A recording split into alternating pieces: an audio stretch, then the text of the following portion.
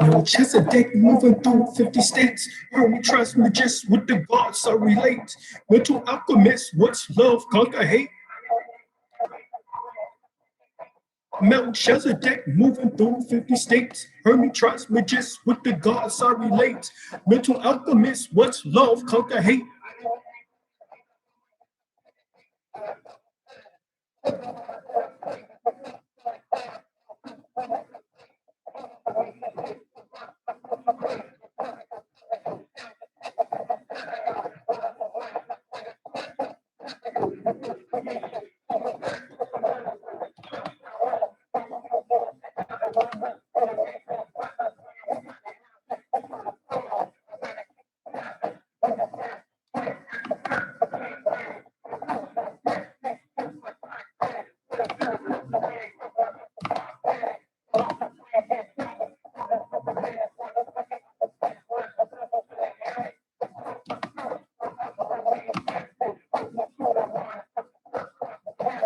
Melchizedek moving through 50 states. Hermit transmogist with the gods I relate. Mental alchemist, watch love conquer hate. Up on my head's a figure eight. I'm Melchizedek moving through 50 states. Hermit transmogist with the gods I relate. A mental alchemist, watch love conquer hate. Up on my head's a figure eight. Return of the ancient one, the Morphogenetic, the dragon raider, a breath of fire. Operator, destroyer, Kama Sutra, instructor the Tantra, a Kriya Yoga, the Kundalini, the Resurrector, Shushuna, the Ida, Pingala, waking the seven chakra to come the Avatar. Muhammad the Conqueror, putting swords to your jugular, sing you to the ethers, the earth, the air, fire bender, the earth rule, usher in a new era. Eyes filled with terror, eerie cells of horror, reflection cracked mirrors, minds made feeble, dreams crumble, the curse tremble, thieves in the temple raise your mental, beyond the four devils, you whack motherfuckers.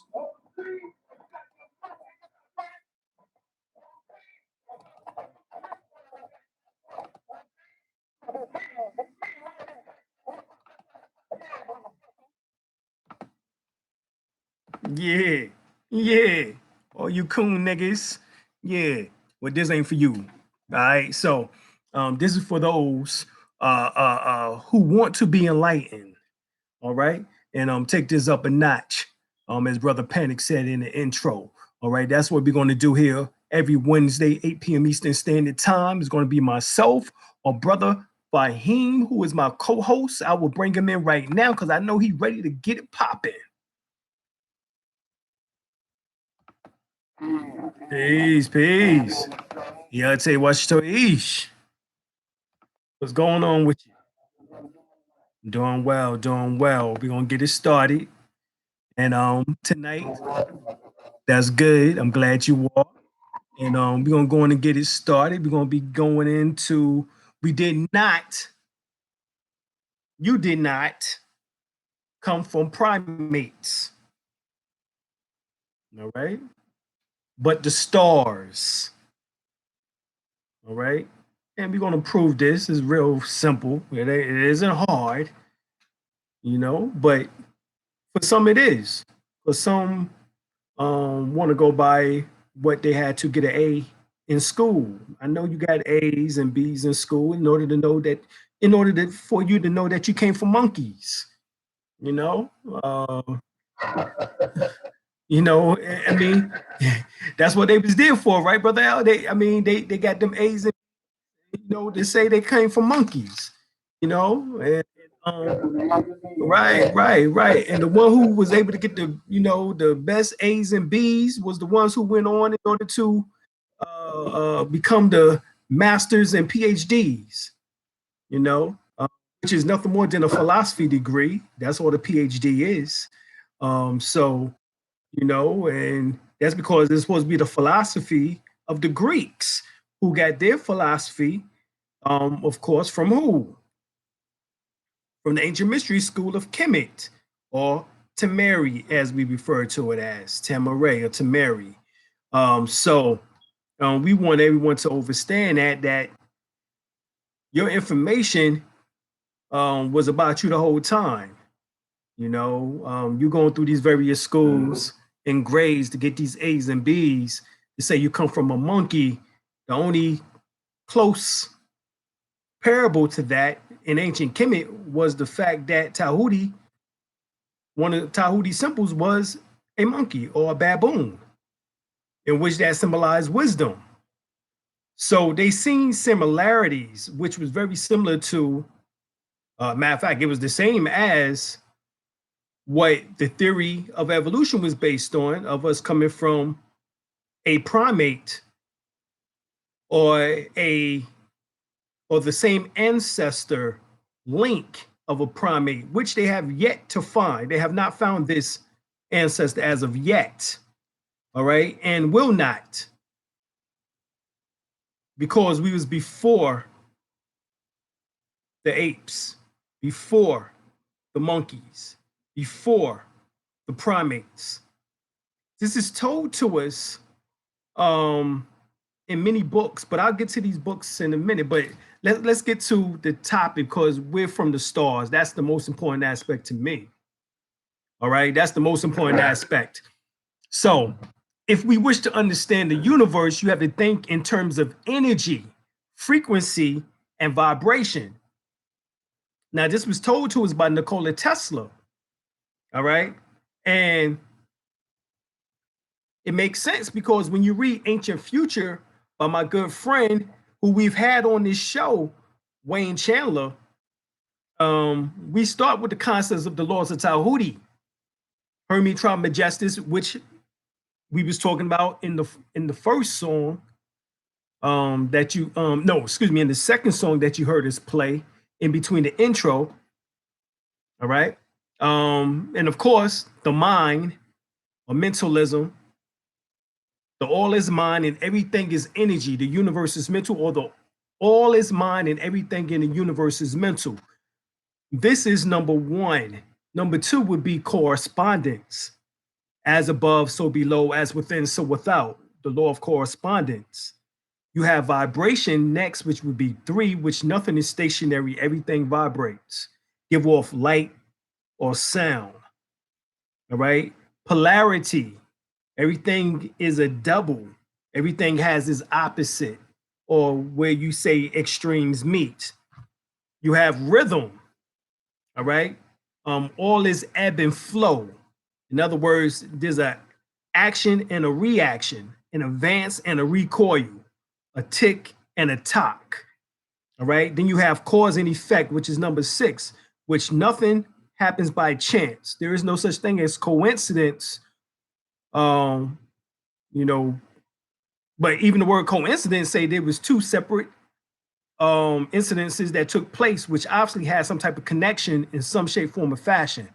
So we say that everything happens according to the law, to universal law. All right. And then seven would be generational sex, which is dealing with which is manifested in everything, and basically animated, inanimated, masculine, and feminine. All right. So when you read Ancient Future by Dr. Wayne, well, we'll say Professor Wayne Chandler, he states this. All right. His teachers, of course, was Dr. Ben, Dr. John Henrik, Dr. John Henry Clark. Right. So these were his teachers, along with some other teachings in which that he got from Orient, as he also studied Qigong, Tai Chi, Tai Chi was one of his teachers, so forth and so on. So, you know, this now is about bringing all this information together. This is a metaphysical thing, which means beyond the physical. But in order to get beyond the physical, you have to explain the physical. All right. So we know that the all is mind, the universe is mental. Thoughts lead to manifestation of things and events, because thoughts are things. Thoughts create our state of existence and the quality of our experience here on earth. All right. You have to understand that. Therefore, be responsible for everything you create by being responsible for everything that you think. Everything is energy, because actually that's all there is. All right. Match the frequency of the reality you want, and you cannot help but get the reality. All right. It can be no other way. This is not philosophy. This is physics. Okay. Right. This is E equal MC squared. This is what they call the relativity, the relative theory. So, Honorable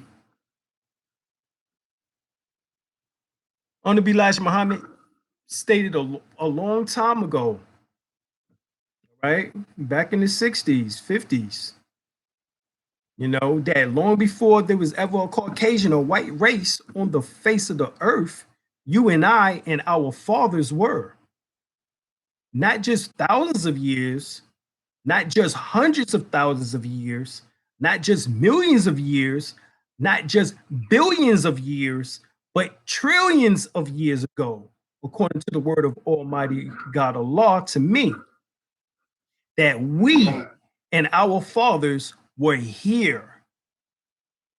There's no birth record, meaning there is no beginning record of the black race, or as he said, the black people. They have been here forever and forever. They have. We do not know anything about their beginning. There is no prophecy about any ending of them. This is known. The world knows it. All right. So you can get this quote from Honorable Elijah Muhammad, Master Fard Muhammad, not a silk peddler. All right. You can go to muhammadspeaks.com. All right. So what trillions of years is he talking about? Essentially, is that when you realize that stars are the condensation of the mind of our ancestors who came from a previous universe, at the end of the previous universe, our ancestors expanded their mind beyond measure until it encompassed their whole universe. Understand that the mind is equivalent. Your individual mind is equivalent, all right, to the 76 quintillion miles diameter of the universe. So when you get many minds together, they can encompass their whole universe. And that process of expansion caused an apparent contraction of their universe until it was reduced to the size of a single planet. All right. In stages in empty space surrounding the new earth, creating the seven substances, which you refer to as magnetism, electricity, light, heat, energy, etc., which eventually formed the new stars after many trillions of years. Now, you can get this information from a book called The Black Root Science. All right. So, what brought us into existence was the mind of our ancestors from a previous universe, i.e., your mind. Because you was one of those ancestors. And in fact, you are a concentration of your ancestors today. 7 generations on your mother's side, 7 generations on your father's side. You are a concentration of them. Get the book Blackout Through Whitewash by Dr. Suzar. She states that humanity's first prototype began as a long-lived, godlike, ethereal, hermaphroditic being that gradually polarized into opposite sexes, male and female, and solidified into flesh form. Okay? Now, all this that I'm going through, keep all this in mind, because it's very important, right? Very important. Get the book, a morphogenetic process in low energy electromagnetic fields. All right. And the Journal of Biological Physics. Get these two articles, all right, books. It says the ancient understood of the life force principle in nature was scientifically revalidated in 1986 by a Sydney, Australian-based energy group team. They rediscovered an unknown low-energy spiraling electromagnetic field, an expression of one fundamental background field, and found to be the responsible agent for form, growth, development, and behavioral patterns in nature. So we talking about a vortex between your mother and father during a sexual experience, and when the sperm touch the egg and the tail breaks off and the head goes and embeds itself inside of the nucleus of the egg and begins to develop what is called blastopores or go through cellular division, that vortex is opened up and there's a low energy spiraling electromagnetic field, a vortex, a wormhole that is activated, in which that brings the soul down, in which that becomes responsible for the form, the growth, the development, and the behavioral patterns in nature. In other words, your nature. They have taken a drop of blood from a woman while pregnant, and they looked and examined the blood underneath a microscope and seen the form of the child. All right. the image of the child. 3 months. All right, the image of a 3-month-old fetus called a quantograph. A photo from the quantum field was created while the pregnant woman was hundreds of miles away.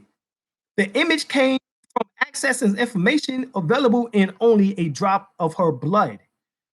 All right.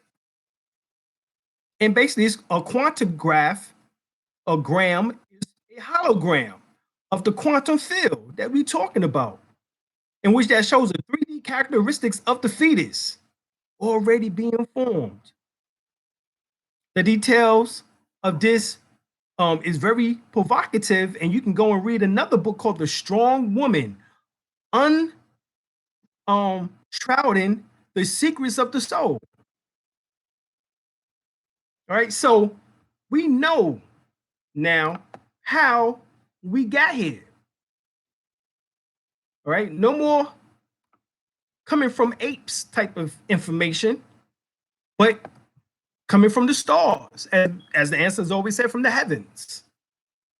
Right? So, Rupert Sheldrake, all right, he states that this is Dr. Rupert Sheldrake, he states that natural systems or morphic units at all levels of complexity, atoms, molecules, crystals, cells, tissues, organs, organisms, and societies of organisms, are animated, organized, and coordinated by morphic fields, which contains an inherited memory. All right.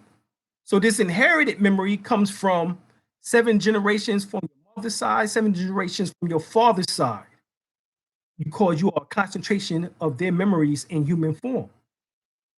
Natural systems inherited this collective memory. Now, this goes back to the beginning of time with the collective memory, right? Because time never was when man was not. This is told to us in the Holy Quran, Circle 7. So, this collective memory from all previous things of their kind by a process called morphic resonance, with the results that patterns of development, and behavior becomes increasingly habitual through repetition.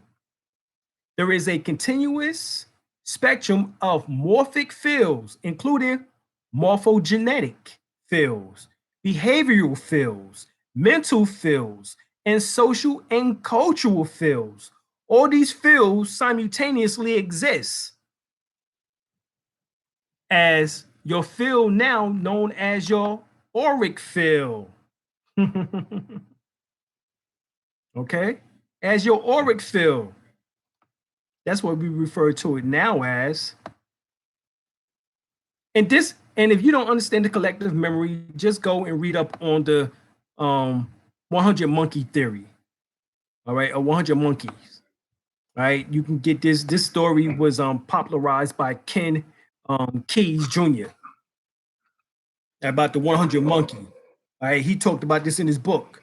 And the science is that what he seen was monkeys, right? One monkey was eating a sweet potato. All right. This is what was going on. This was in the pan. The story of the 100 monkeys was published in Lyle Watson, all right. Rhythm of the Nation. Oh, excuse me, Rhythm of Vision, excuse me, in 1975. And basically, and also in another book in 1979 called Life Ties. And the account is that the unidentified scientist was conducting a study of monkeys on the Japanese island of Koshima in 1952. And the scientists observed that some of the monkeys learned to wash sweet potatoes. And gradually, this new behavior spread through the younger generation of monkeys in a usual fashion. And through observation and repetition, Watson then concluded that the researchers observed that once a critical number of monkeys was reached, i.e., the 100th monkey, this previous learned behavior instantly spread it across the waters to monkeys on nearby islands. All the monkeys was now washing their sweet potatoes. So this is the morphic field, morphogenetic field that we talking about, collective memory that we talking about. Even when one does something new, it spreads to everyone else. So us coming to realization that they did not bring us over here from Africa and that much of our ancestry was already here. All right. 85 to 92% of our ancestry was already here before the Europeans came 400 years ago. So this philosophy, you know, that Brother Hakeem Bey and Sister Queen Valahara, myself, Brother Taj Tariq Bey, and others being out here for the last 20, 25 years or more, putting this information out has now gone global. We are now realizing that, i.e., so-called Black people on the various islands and land masses were already the indigenous people. And that the Europeans tricked them in their public school system to believe that they just came or that they were slaves and they was brought to those particular places, whether it was in North America, i.e. here in the North Gate, North of Mexico, Northwest Africa, as it's called, whether it was in the adjoining islands called the Caribbean, or also called Americana, the islands, whether it was in Central or South America, whether it was in Europe. We was told these fantastic tales that we was bought by the European from out of just one continent, from out of Africa. When we had ancestries in which, right, when we had ancestries in which that traveled into all continents, and we was on all continents before the Europeans even came upon the planet. This is proven. And we talking about, not, remember, the European in his form that he has now is only 6,000 years old. He has verified this. This is on the record. Go and read the latest reports on how the albino European or Euro albino of Neanderthal blood, about 4 to 8%, some even more, have only been on this planet in this form that he has now about 6 to 8,000 years, less than 10,000 years ago, less than the last ice age, which was around 10,000 years ago, based on what they have told us. Okay? So, you get another book called Forbidden Science. All right? Forbidden Science. Get this book. Right? And it's talking about from ancient technologies to free energy. And the book is edited by J. Douglas Kenyon. All right? And he speaks about this morphogenetic or morphic resonance. All right? He says, for the past 15 years, Sheldrake has focused his scientific interest on how systems are organized, pioneering what he called the hypothesis of formative causation, consistent of morphic fields and morphic resonance. Thanks to the Power Rangers and other kid toys, most of us casually use the word morph to mean change into or evolve. Precisely, said Sheldrake, who takes off from where the now widely adapted biological concept of morphogenetic fields, used to explain, for example, how arms and legs can be different shapes, even though they contain the same genes and proteins left off. Sheldrake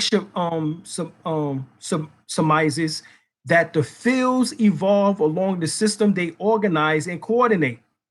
Since a field is a sphere of influence, morphic fields would be those that can change and evolve their spheres of influence.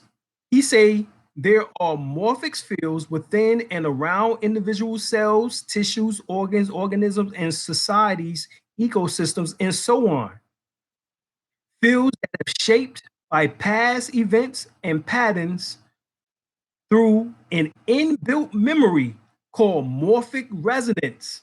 This is how he reasons instincts, right? When somebody have an instinct, an intuition, and species-specific abilities develop, as we just talked about with the 100 monkey theory, all right? So this is what we're talking about, all right? Once again, we're utilizing quantum physics, we're utilizing astrophysics, we're utilizing biology, we're utilizing chemistry, we're utilizing anthropology, we're utilizing archaeology, we're utilizing history, we're utilizing metaphysics. So these are the fields that we're talking about in which that prove everything that we are putting into work right now so that you can get a clear understanding of what is going on. So we know that this is the birth of stars, right? You have a stellar nursery, right? A star begins to form in a nebula, a gas of interstellar hydrogen gas and dust, right? This is what is told to us in chemistry or in science class, right? Now, we know that there is a nebula in the Orion constellation, right? Which is called the birth of the stars, as we would say. All right. The gas and the dust compresses due to gravitational forces. At least that's what they say, gravitational forces, gravity. All right. Of course, we refer to it as centrifugal and centrifugal force, push and pull, forming a slowly rotating global. All right. And this global collapse. All right. And then you have a disk and a core. Right? The spin, pressure, and temperature increases, and the global differentiates into a disk. And the central core will become what we now refer to as a star. Now, this, what you don't understand is that you yourself is a star. Okay? You yourself is a star. You can transform your body into a light body, a rainbow body, what is referred to also as celestial body, the resurrection body, the golden dragon body, a golden body. You can become this. Why? Because we know that 93% of the human body is made of atoms, fusing stars, and supernovas. The death of stars gave rise to life, i.e., you.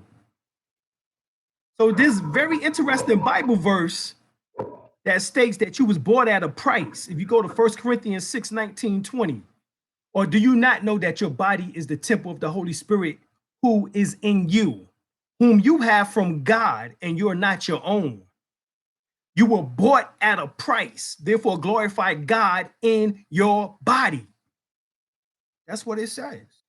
Glorify God in your body, not in a mosque, in the temple, not in the synagogue, not in the monastery.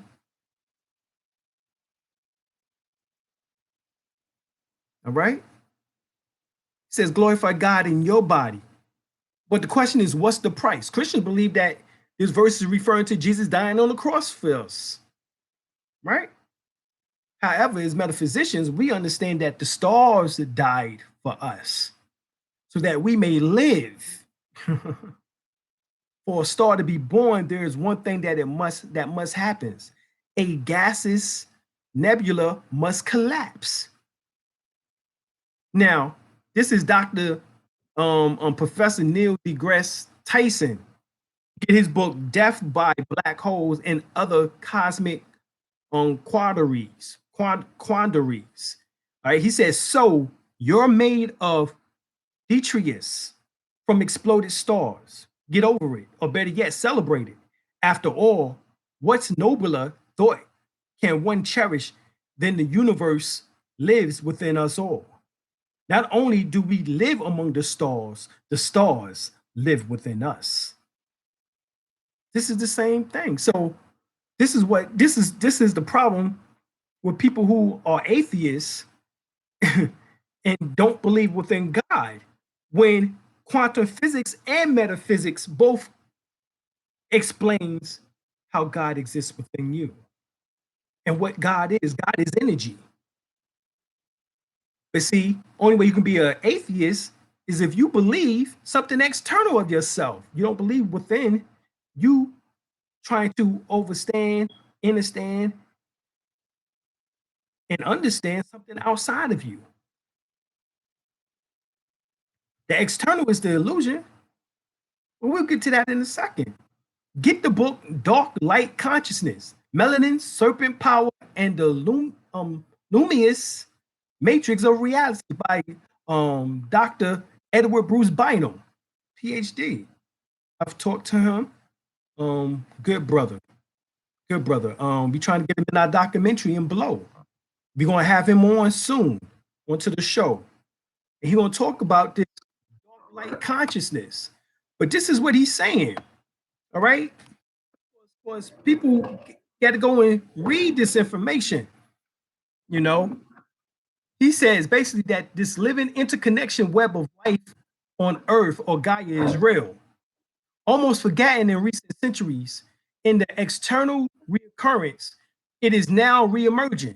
Gaia enfolds the Earth in all extents into the vast darkness of interstellar space, where visible light is but only 7% of luminous matter, and the other 93% is unseen. So notice how this 93% unseen correlates with the 93% of stardust material that your body is made up of. You know what the star is? Your melanin. Woo!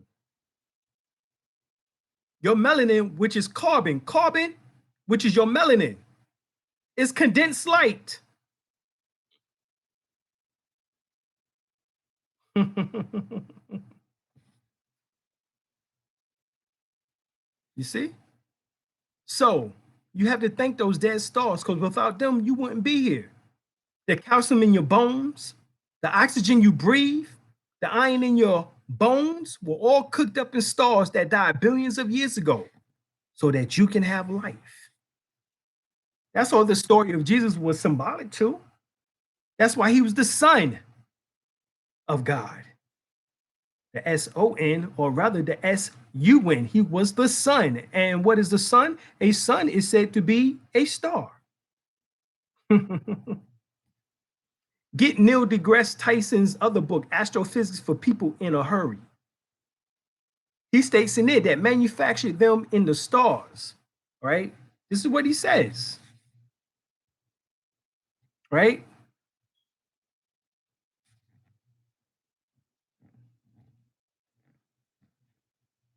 The atoms of our bodies are traceable to stars that manufacture them in their core and exploded their enriched ingredients across our galaxy billions of years ago, or really trillions of years ago.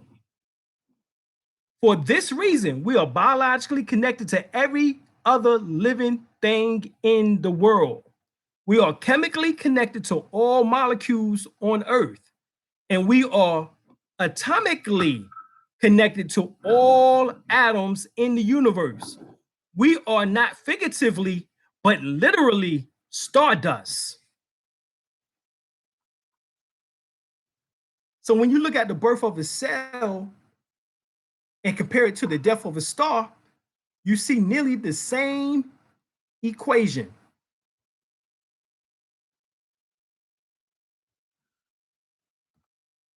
Right? Just look. You got to go and look. You get Dr. Fred Bell's book, Death of Ignorance, the New Age Science. He speaks about how your DNA produces wormholes, how your DNA is able to produce wormholes, and how you receive information from the sun and the galaxies, from the cosmos, and how the sun utilize this energy, and this plasmic energy comes off the sun, which is called coronal mass ejections from the sunspot activity at 19 degrees on the sun. And this energy go through, as we say, through Mercury, through Venus, through the Earth, through Mars and Jupiter. This is cosmic chi. All right? This is cosmic chi, as they call it.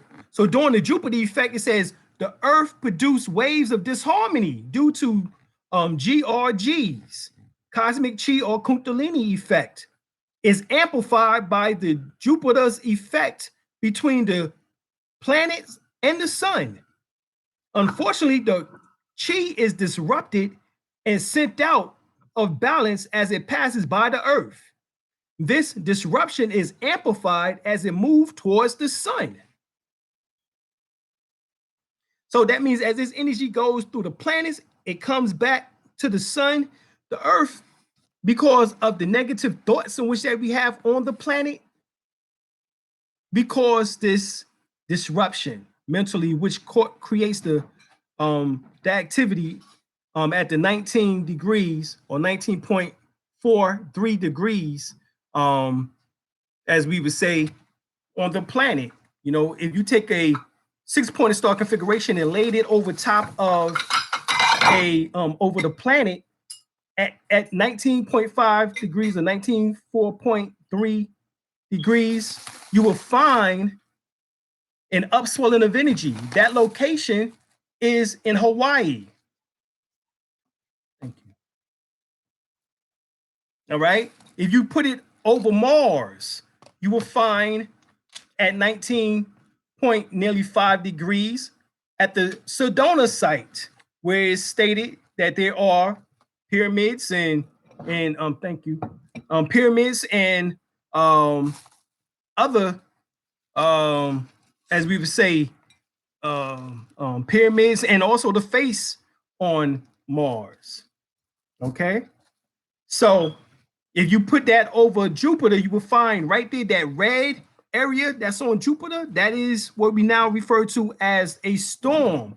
That storm area is where that storm area is at 19 degrees, and that is an upswelling of energy there. So if you do this on every planet, even the sun, all right, there's an upswelling of energy. On the sun, this is where the activity of the sunspot or coronal mass ejections take place at, is at 19.43 or 19.5 degrees, as they say. Or as we just say, simply 19, because in the Holy Quran states there's 19 angels over it, which is reference to the fact of your physical body. Because also, if you take a 6-pointed star configuration and lay that over top of your body, at the base of your spine, which is 19 degrees, there would be an upswelling of energy called Kundalini. And then at 19, that's 19 degrees south. At 19 degrees north, which is in the head area, which is the pineal gland, there would be an upswelling of energy. All right. Showing that this number 19 is very important. All right. Dr. Rashid said that the Holy Quran is based on the number 19. All right. Not the Holy Quran of the Moral Science Temple, but the Holy Quran of Mecca. of Muhammad, as they say. All right. So this is very, deep information here. Very deep information. And so we understand that there are billions of habitable Earth-like planets in our galaxy alone, right? Even astronomers, they've estimated and indicated that there can be more than 100 billion Earth-like worlds in the Milky Way that could be home to life. Now think about that number. According to astronomers, there are roughly 500 billion galaxies in the universe, which means that there are around 5 times 1022, which is 22 zeros behind it, all right? Behind the 5. Habitable planets, all right? That, of course, if there's just one universe, which there isn't, all right? In hyperdimensional reality or hyperdimensional physics, scientists have found at least 27 universes or dimensions, all right? In fact, just inside our Milky Way galaxy, experts now believe are some 400 billion stars. But this number may seem small, as some astrophysicists believe that the stars in our galaxy could figure the trillion. This means that the Milky Way alone could be home for more than 100 billion planets. There are some calculations which suggest that the Milky Way is home on an average between 800 billion to 3.2 trillion planets. But there are some experts who believe that the number could be as high as 8 trillion. So this is according to the Science Academy. They don't know. All right. And this article just came out last month, March 12th, 2018. And basically all that is saying is that, once again, is that your body, right? If you was able to come from stars, that means on other planets, stars was able to form other bodies based on their gravitational, or as we would say, centrifugal and centrifugal forces, yin and yang, push and pull.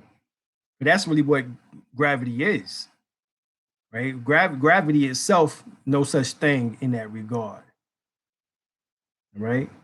There's not just one force that pulls. There has to be another force that also push. So this is centrifugal and centrifugal force,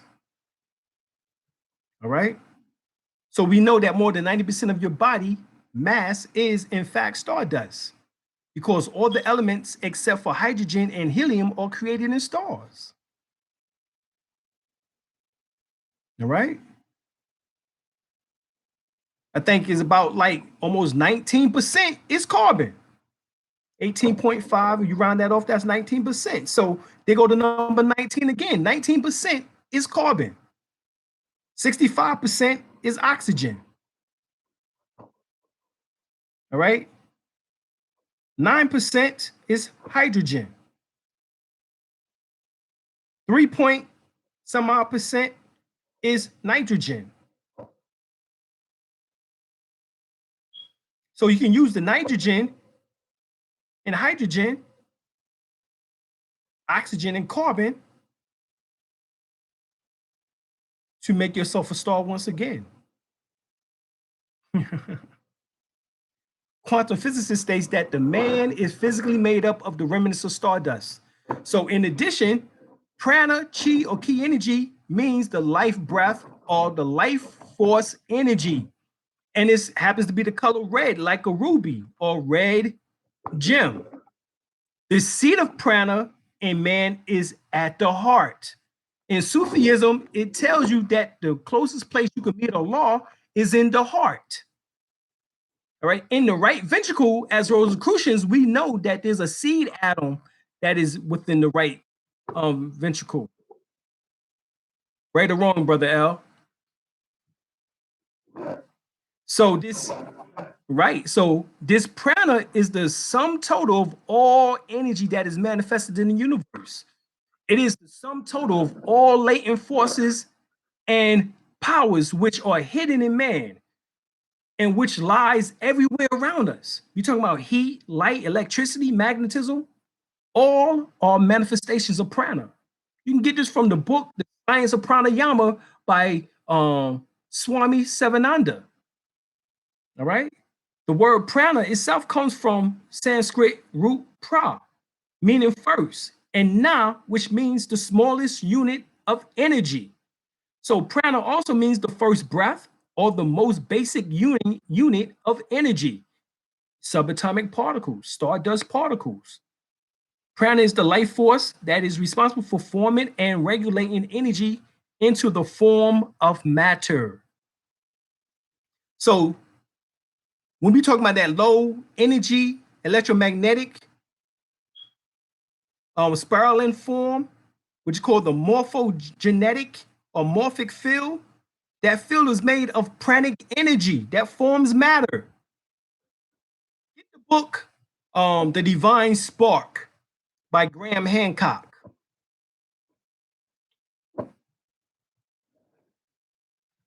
Okay, get that book. He says, by weight, 93% of matter in your body was born in the body of a star. We know that the stars turn matter itself into energy of light. What? Stars turn matter into energy of light?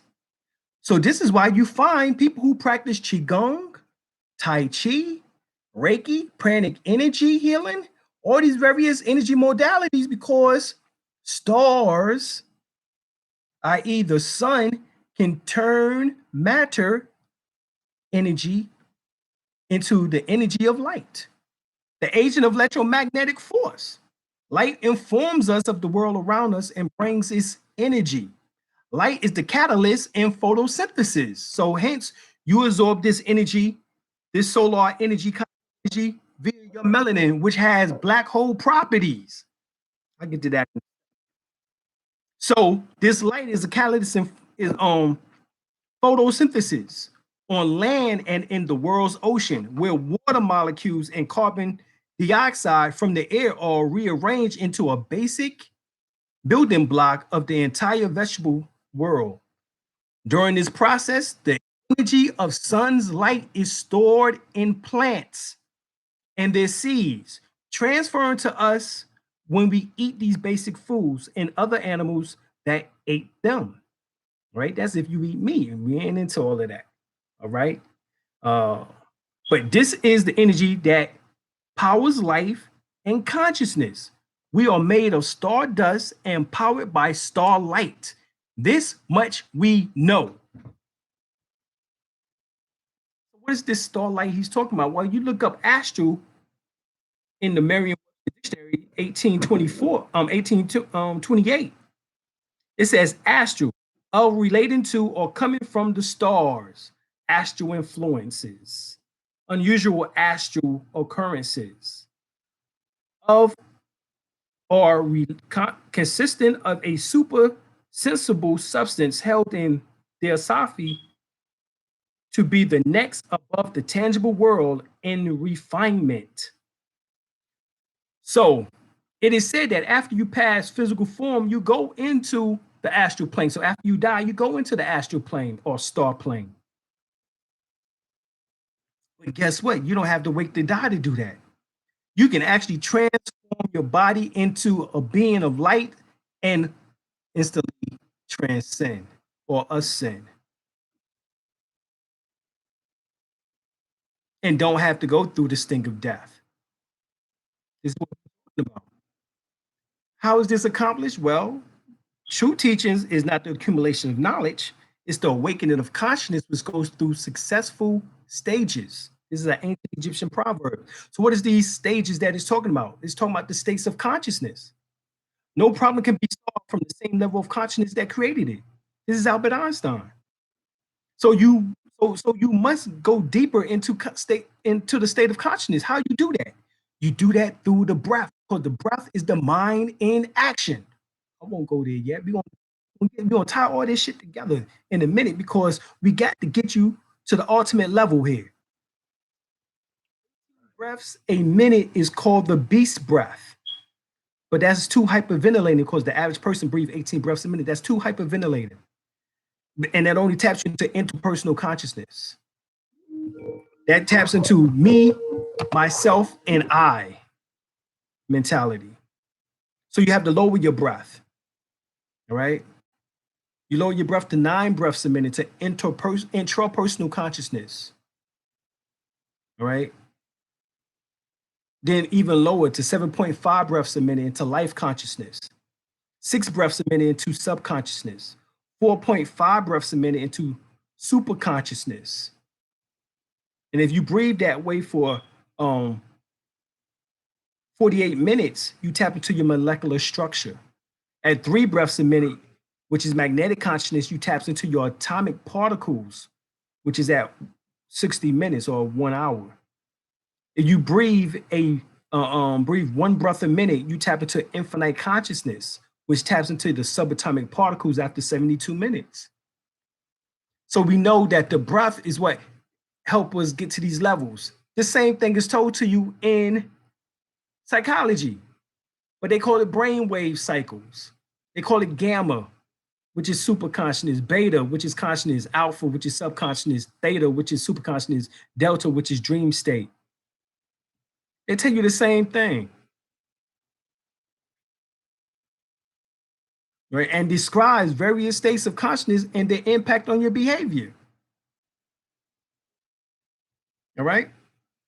So once you understand the breath is the mind in action, and you understand the mind itself, and within the mind are thoughts. And according to what we've been taught, right, we taught that sound waves travel at 1,120 feet per second, or beat per minute, beat per second. Light travels at 186,000 miles per second, and thought travels at 24 billion miles per second. All right. So your thoughts, all right, and remember, thoughts are things, which stems from the mind, which is that 93% that we talked about. And the physical manifestation of the mind, i.e., the soul, is your melanin. For the melanin is the physical counterpart to the spiritual soul.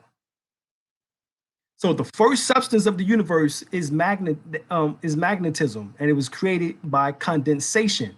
Condensation of what? Condensation of the mind. God's mind in its expanded state, i.e., the universe, formed the first substance, which is magnetism. Magnetism condensed further and formed the second, which is electricity. Electricity condensed into light. And the third substance, which is the third substance of the universe. And electricity condensed into particles called electrons, which further condensed into the fourth state called ether or space. All coming out of apparently nothing, the nothingness, or the mind of God. And when we say the mind of God is nothing, it does not mean that nothing doesn't exist, or that it doesn't exist. It means that the mind is not a thing. When we say nothing, not a thing, nothing, not or no thing means not a thing. It's obvious to anyone and to everyone that the mind or consciousness is not a tangible thing, yet it is the source of all things. And the Vedic wisdom tells us that the soul is our consciousness. Okay? So it says electricity condensed into light, and electricity consists of particles called electrons.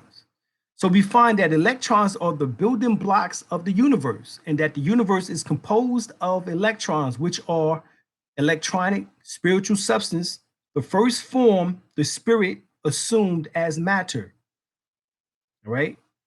So this is why it says electrons form the matter. So L, which is God, formed you, man.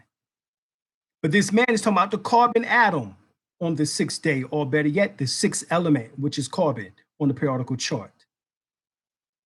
So electrons, as they move, are transferred or transform into apparent lines, like an object swung round and round with such speed as to form an apparent circle. The apparent line intertwined along themselves produces the illusion of matter, i.e., of solid, impenetrable matter, of which consists of three-dimensional bodies surrounding us, including our own organism, a mass of atoms vibrating so swiftly as to appear to be solid. All right?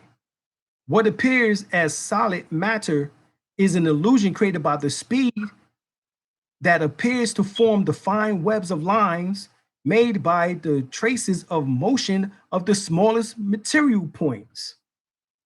Right? This is what is going on.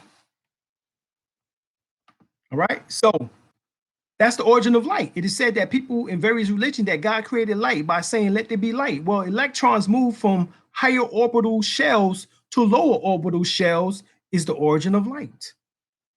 All right. El is the origin of the name of God in the Judeo-Christianity and Islam and various other Mesopotamian religions. Okay. This is what is going on. Hold on. Let me plug up right quick.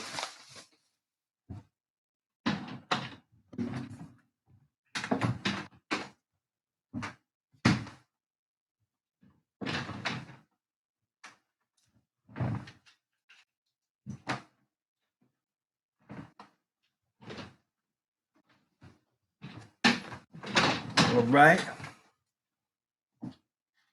Got to plug in before it goes out. All right. So this is what we're talking about. So the sun, all right. Remember, we said that in the Vedic text that the soul is our consciousness. Well, the sun is called soul in the Roman Latin word soul, S-O-L. So see, this is how the S-O-L becomes the S-O-U-L within you. As the S-U-N, you become in the image of the S-U-N as the S-O-N. You see? So the sun is the personified in many mythologies. The Greeks called it Helios, which stems from, which in Latin is halo. They both come from the ancient Kemetic or Temerian, which is Haru. All right? Haru. Haru means sun. It also means light, day, time, etc. Right? It also means soul. All right? So this is actually inside of your pineal gland. And so the sun is the largest object. And of course, in the solar system, it contains more than 99% of the total mass of the solar system. Jupiter contains most of the rest, of course, along with the rest of the planets. All right. So you find out that all this movement, from the surging of the mighty oceans to the subtle movement concerning our thoughts, has but one common cause. All this energy emanating from one single center, one single source, the sun. The sun is the spring that drives all. The sun maintains all human life and supplies all human energy. This is Nikola Tesla. So he tells you this. So the S-O-L generates within you the S-O-U-L. And when you look up S-O-U-L in the Merriam-Webster dictionary, it says the immaterial essence, animating principle, right? That's the cause of an individual life, is the soul. It says the spiritual principle embodied in human beings, all rational spiritual beings, or the universe. It is also God, the person's total self. That's the soul. All right. And so The sun can generate the soul within you. If the sun is a star, then the sun can generate you becoming a star also. Hence the reason why in Hollywood, for those who exceed in their craft, they are called what? Stars. They're called stars. So you get the book by Harish Johari, Breath, Mind, and Consciousness. He breaks it down. He says breath is the physical counterpart of the mind. Just like I told you that melanin is the physical counterpart of the soul. He says the mind uses the cerebral cortex of the brain, the twin hemispheres, as its tool. These two hemispheres coordinate with the entire organism through neuromotor responses. All neuromelanin activity, all sensory and motor functions of the body are performed with the help of the breath. So breath is the mind in action. Breath provides the pranic force to the organism. This pranic force working in the air element creates movement.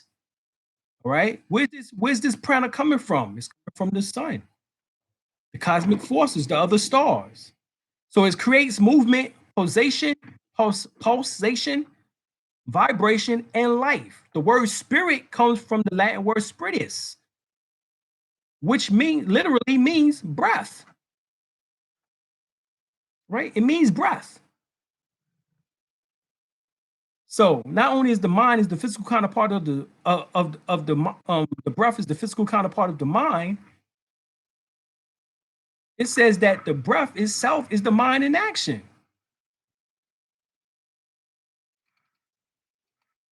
Okay.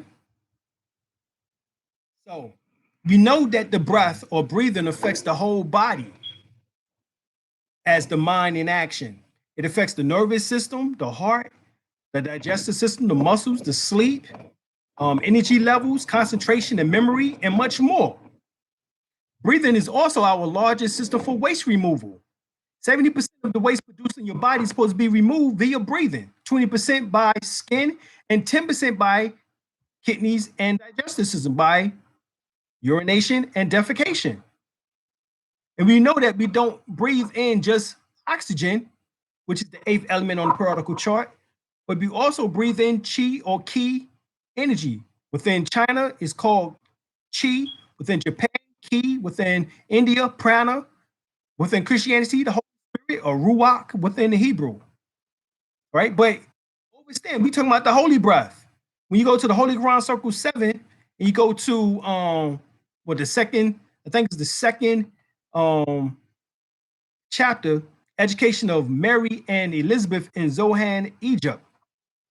It says, teach them that Allah and man are one, but that through cardinal thoughts and words and deeds, man tore himself away from Allah and debased himself. Teach that holy breath will make them one again, restoring harmony and peace. This is what I'm doing. All right. This is why I don't care about the debates. All right. We trying to get those who trying to go to the final level, to this level right here that we building on. All right. Because the story goes that if you go even if you read to what the 7th chapter of the Holy Quran, Circle 7, this is the friendship of Jesus and Lamas. And Jesus explained to Lamas the meaning of truth. And it says the holy breath is the truth. So everyone talking about, oh, I got the truth, I got that. Nigga, I'm teaching the holy breath and ain't practicing the holy breath, then you ain't got the truth. Let's make that straight. Let's get that straight. The holy breath is truth. Is that which was and is and evermore shall be. And it cannot be changed nor passed away. Lamont says, you answer well. Now, what is man? Jesus said, man is the truth and falsehood strangely mixed. Man is the breath made flesh. So truth, which is the holy breath, and falsehood, which is his lower self, are conjoined in him, and they strive, and naught goes down, and man as truth abides. So man as the holy breath, which is truth, which is his higher self, the mother of virtues, of love, mercy, and right, will abide. So if man is the breath made flesh, it's the same thing told you in John 1:14. And the word was made flesh and dwelt among us. That wasn't just Jesus. That's why you got those parentheses, because somebody historically added that later.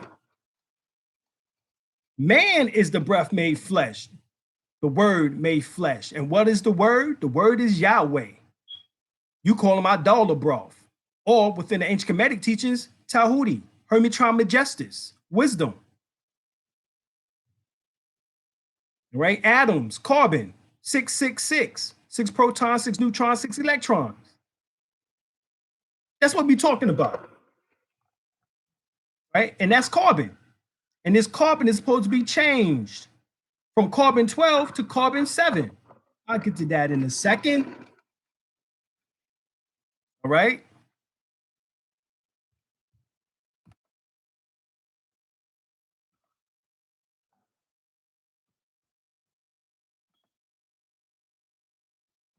What you say, Brother L?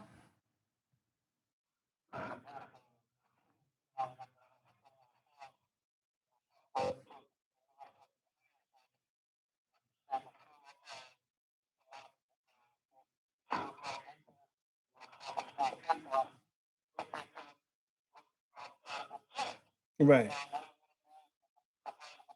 Exactly. Right. They focus on astrotheology, astrology, proving that that's what the Bible is, and they proving, trying to prove, and they're not teaching these higher sciences. They're teaching all historical stuff, literal stuff. They teaching all these types of things, when this is metaphysical. That's what we know for a fact.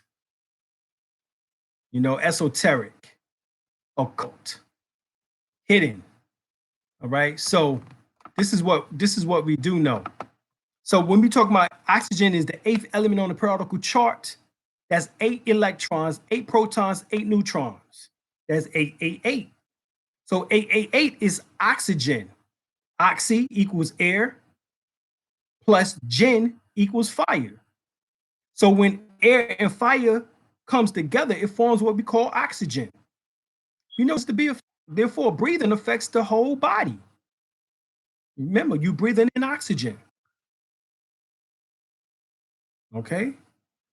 Oxygen is a gas, and the prana is a subtle energy that is within oxygen.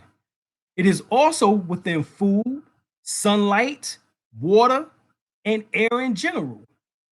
The body absorbs prana from the elements that contains it and uses it in the body for every function that the body performs. You increase your absorption of prana and store it in your body, making the body work more efficiently. But it has to be done carefully, as too much prana in the wrong place creates an imbalance, and this can be serious consequences to the physical and mental health. Right? So this is what is going on. So you have to be careful. This is why you practice Qigong, Tai Chi, Kundalini Yoga, Pranayama Yoga, or Kemetic Yoga, as it is called. Tantra Kriya Yoga, as we was taught under Grandmaster Saraswati, Sunyata Saraswati.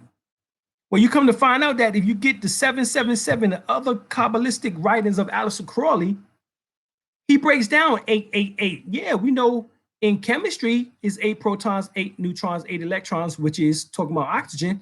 But guess what? 888 is the number of Jesus in Greek.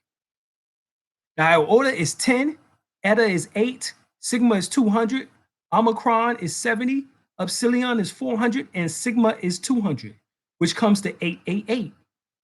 So the holy breath is Jesus, who we know within Aramaic would be Yahushua.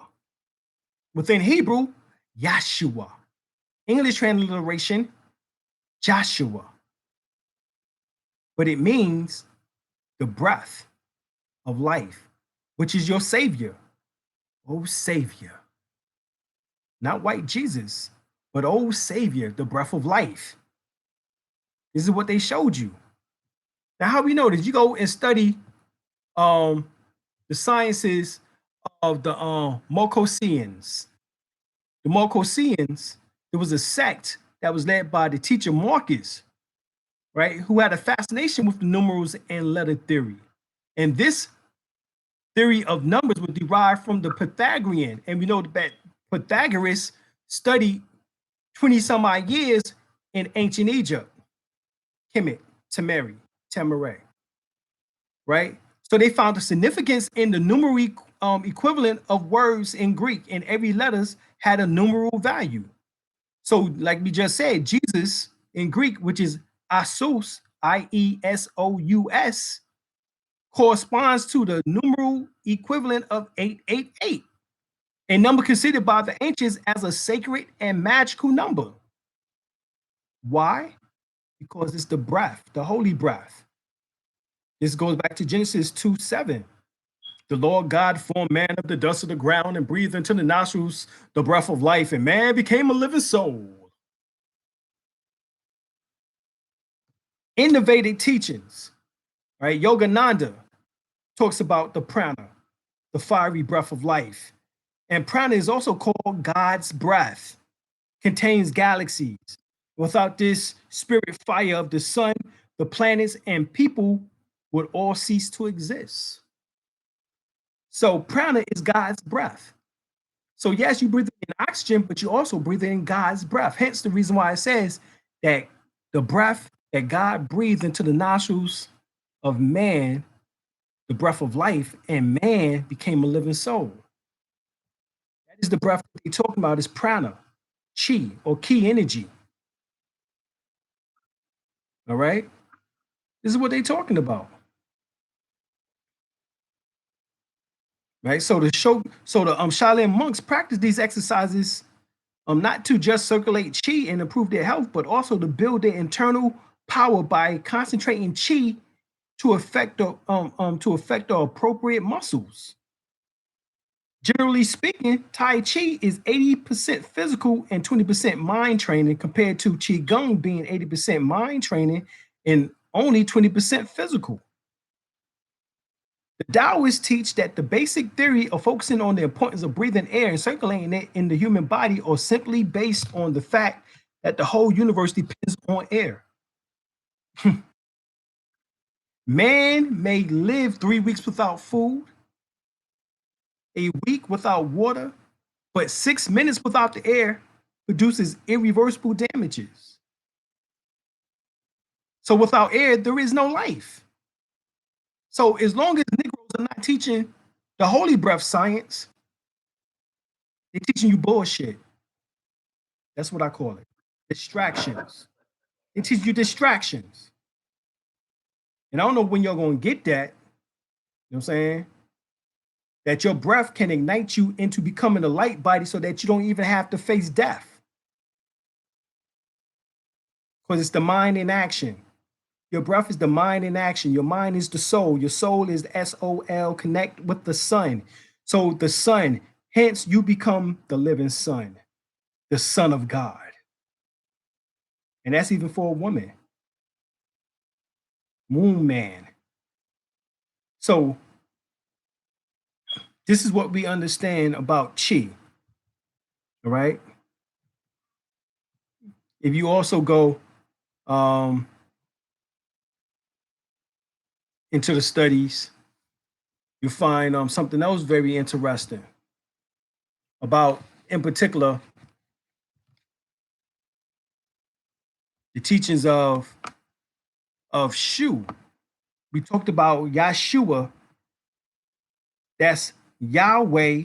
If you put Shu in the center of Yahweh, now Yahweh is the Old Testament deity, which symbolizes your DNA, right? They have looked at DNA and it spelled out the word Yahweh, Yah-he-vah-he, which are your DNA codes, which is based on the 4 amino acids, right? On 4 amino acids, which are the building blocks of life. So these 4 symbolizes the tetragrammaton or grammaton, which is known as Yah-he-vah-he, all right? Adonai, Cytosine, guanine, and tyrosine, right? I'm pronouncing that correctly, but these are the 4 amino acids that are the building blocks, which correlates to the 4 letters Yahweh or Yahi-Vahi. So the Old Testament deity was Yahweh. The New Testament deity is Yahshua, all right? Or Yahshua, right? Yahshua. They put they inserted shu in the center, in the middle. Just like on the temple of Edfu, dedicated to Heru, the elder, or Horus, the elder.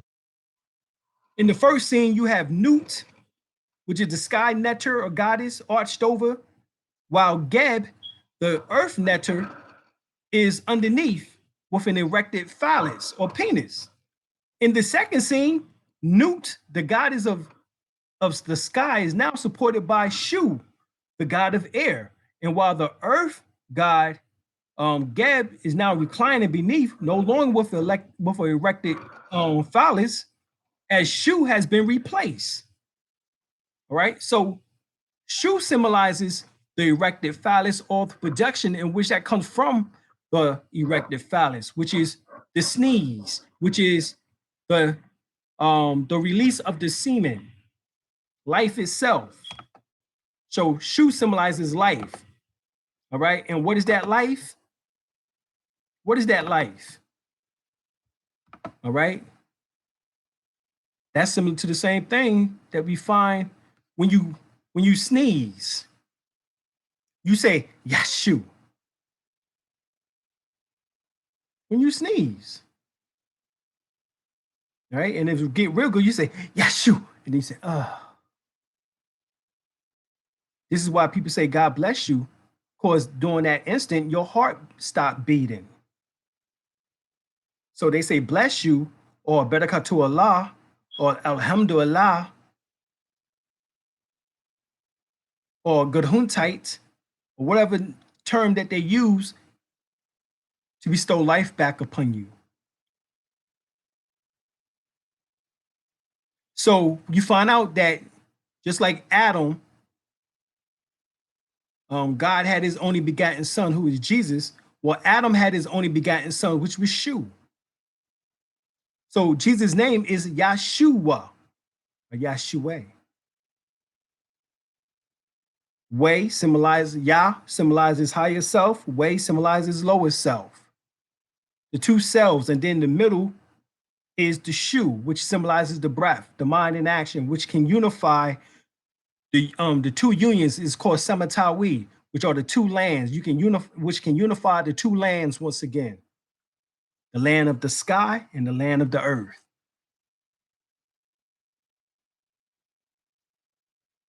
All right, because Shu is the personification of air. Like I said, the sound you make when you sneeze is Yashu.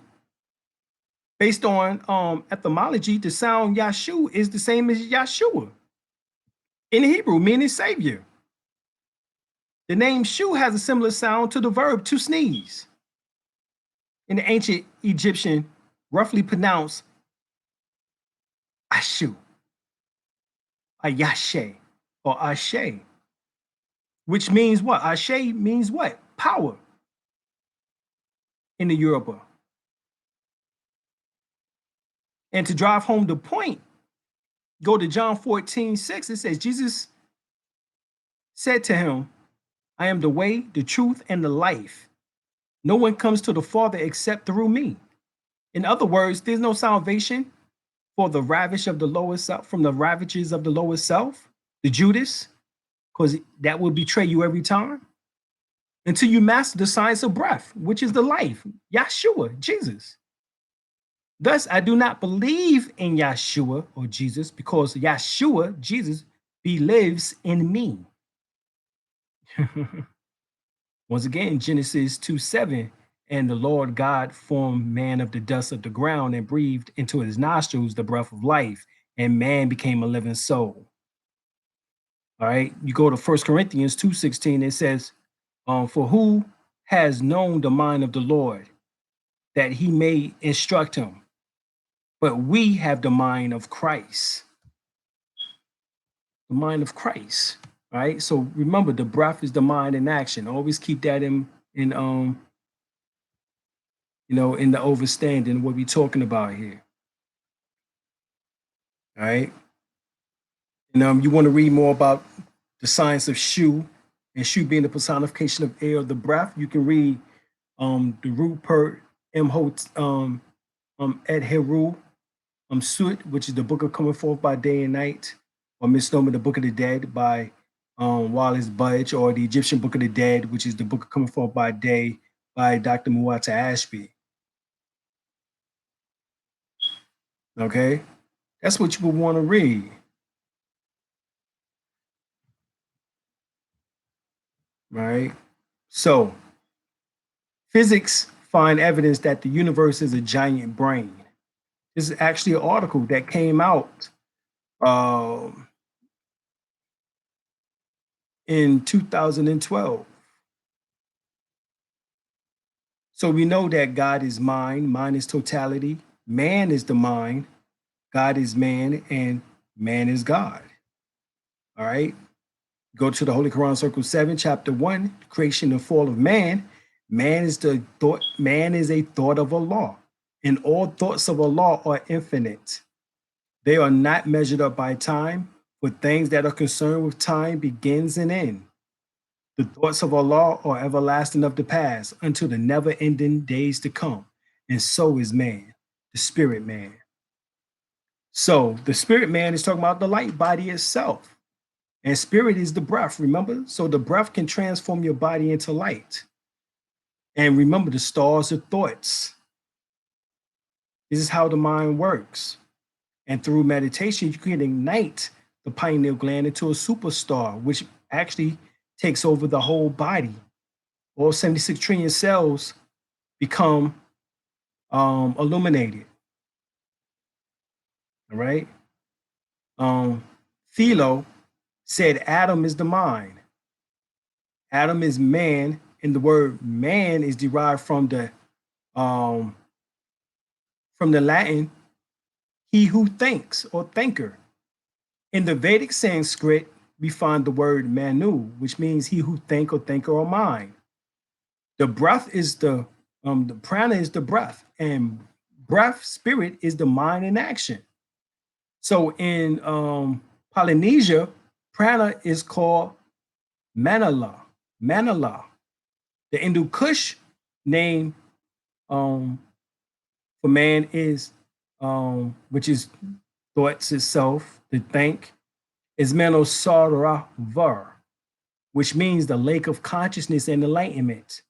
So thus man is mind, right? As we just talked about. So the first principle of Tahuti, 7 cosmic principles of universal consciousness, is the all is mind and the universe is mental, or everything is mental. Right? This all correlates. So when we go to, it speaks about the fact that in ancient Kemet, right, or Egypt, Temere, they speak of the children of the sun, also the fabled men of light, which is also referenced in the Dead Sea Scroll, the book of Revelation. What they talking about? All right, what they're talking about. I get to the man of light in a second. Men's of light, children of the sun. All right. Tahuti speaks of it in the Emerald Tablets. All right. Children of the sun were born of its fire, who descended down to inhabit earth in the early years. So you was Etherian beings, starlight beings, astral beings, and you came from out of the 4th dimension down into the 3rd dimension. Essentially, that's what is being said. You know that the mind is the matrix of all matter. Dr. Max Planck, or Planck, stated that, and within physics. And so we know that the mind is based on consciousness, but is also based on perception. All right, based on perception. And the thing about that is that when you do the method, what is called the double slit experiment, is a demonstration that light and matter can be displayed characteristics of both classical defined waves and particles. Right. So scientists recognize that upon observation, particles will go through one slit or hole or the other, but not both. However, upon non-observation, which means not watching, the particles become waves and will go through both slits at the same time. So that means that these electrons are conscious and only form upon perception. Right? Once again, get that dark life consciousness by Dr. Edward Bruce Bynum. He speaks about this. He says, yes, both science and intuition acknowledges intuition acknowledges that we are embedded in a higher dimensional space. Our dense physical bodies and the common objects of our everyday world occupy only the three dimensions, which of height, breadth, and width. Time is another component of this equation. And for a century, we have known that space and time are themselves merged into the fourth dimension of space time. Light itself now appears more and more to us as a vibration of a fifth dimension, surrounding and infusing our bodies while we live in these three physically experienced dimensions in space and time. In a subtler information field of our body, this seems to have a holographic structure of light and perhaps dark matter. The wavelength of this holographic body carries information that literally informs our vibratory lower dense physical bodies. They penetrate each other. They may be a revelation to moderate science, but is an axiom of the perennial sciences. So our bodies are actually holograms. And this Scientific American article that came out March 5th, 2014, is our universe a hologram? It says we take for granted that we exist in a 3D as a 3D being in a 3D universe, but physicists suggest that our world is just a projection of a reality written in 2D. Scientist Rick Henson comments, I'm 2D living in a 3D holographic projection. The end of what is space was about black holes storing up data on the outside of its shell, and that we are all just projections of the two-dimensional data stored in black holes. Get another book, The Holographic Universe by Michael Talbot. It's the study of holographic projections, 3D virtual reality, platform, solid states projections, and the Schwarzschild law experiments and a lot of other alchemical additives are super interesting. A dome tyrannium like simulation, i.e., the Matrix, similar to the movie Truman Show. And he said it's all about us. Right? And basically, you get the book by Michael Talbot, he breaks down to understand why Brahm makes this startling assertion that first understand a little about holograms. Because what he said is that this is at the University of London, the physicist David Brahm, he says, believes aspects findings implies that objective reality does not exist, that despite its apparent solidity, the universe at heart is a phantom,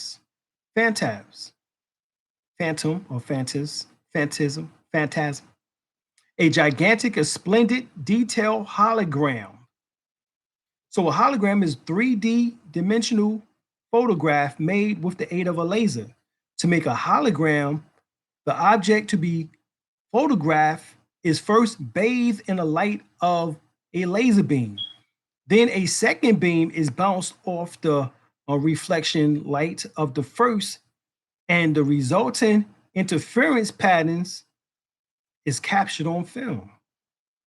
Well, okay, well, That means there's two light sources. We call them black energy and dark matter, in which that produces what we now refer to as the visible spectrum, which is the rest of the 4%, 4 point some odd percent of the 90, 93 some odd percent, and the rest of the 7%, I should say.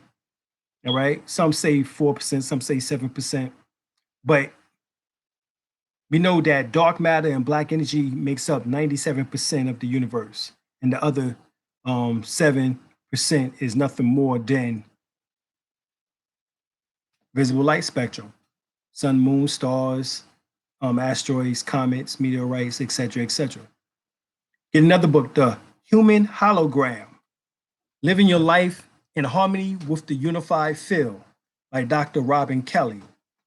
All right. So once again, even Buddha say all is an illusion. He's not saying that nothing is real. Right? He's saying that the mind's projection onto reality are illusions. He's saying that the elements in the universe that forms every physical thing we see, touch, taste, and smell and hear, or solid, liquid, and gas, if taken down to a subatomic level, they don't exist. Therefore, all we see is an illusion, because its shape or form is not the true essence. Right? So human beings consider ourselves to be made up of solid material.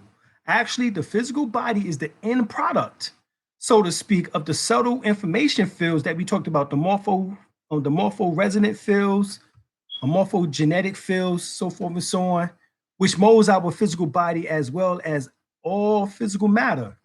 These fields are holograms, which changes in time and are outside the reach of our normal senses.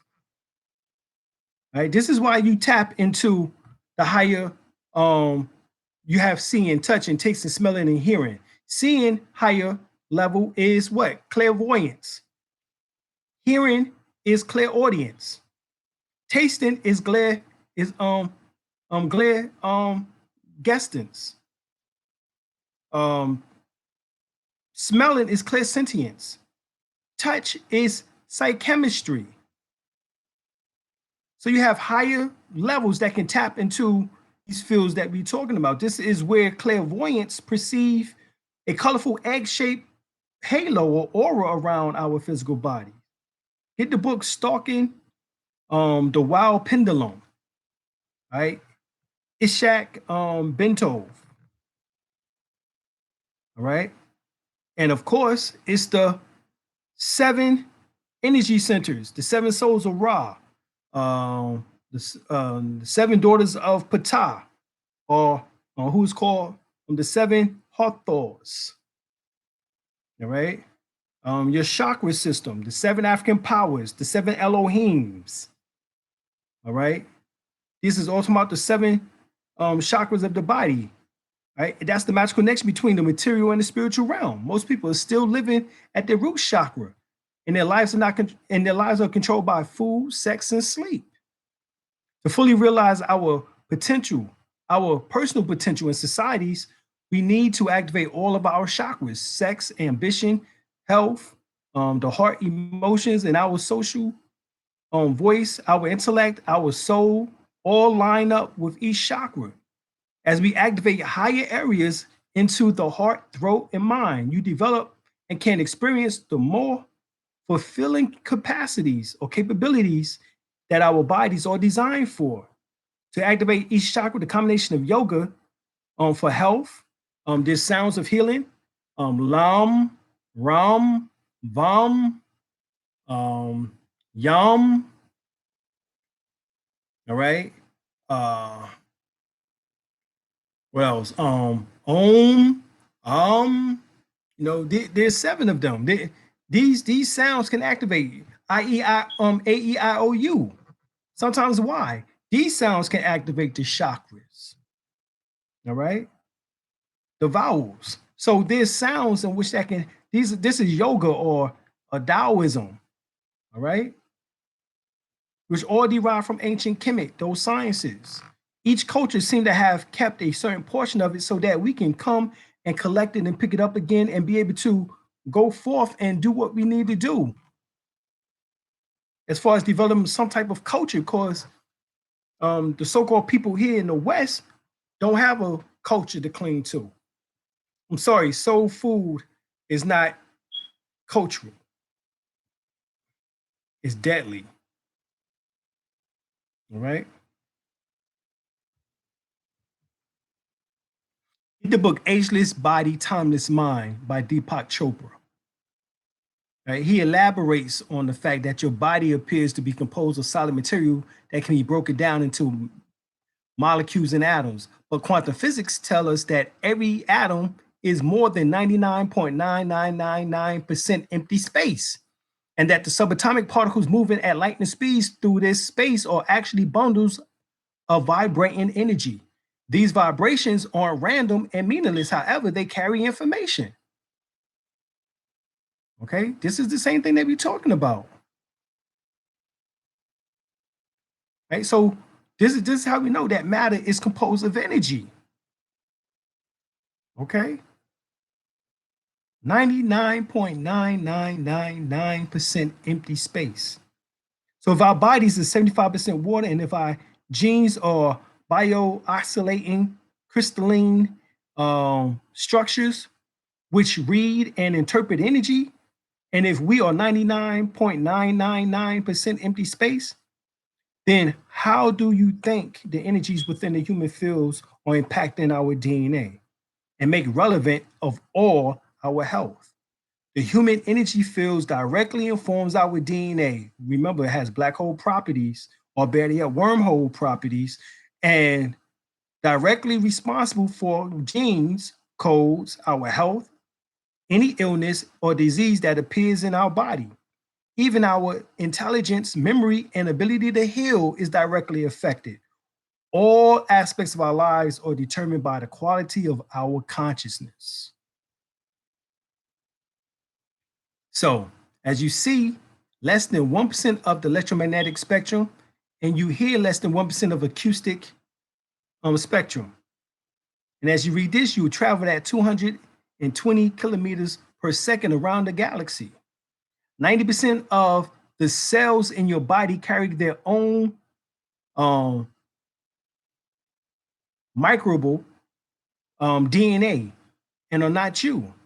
The atoms in your body are 99.999% empty space. And none of them are the ones you was born with. Because every 7 years, the cells change, all 76 trillion cells change in your body. Right? But they all originate in the belly of a star. Human beings have 46 chromosomes. All right? So everything we call real is made of things that cannot be regarded as real. Neil Borg said it. Dr. Neil Borg says this. And it's true. Get the book Biocentrism. Biocentrism. How life and consciousness are the key to understanding the true nature of the universe. This is by Dr. Robert Lancer. Right? This is proof of consciousness. Right? He says that there's several theories that indicate that man consciousness moved from another place after death. According to scientists, the structure of the universe we live in, its laws and forces and constants are in fact fine-tuned for life. This implies that the existence of intelligence prior to matter. The book Biocentrism, How Life and Consciousness Are the Keys to Understanding the True Nature of the Universe, written by Dr. Robert Lancer, who was voted as the third most important scientist alive by the New York Times.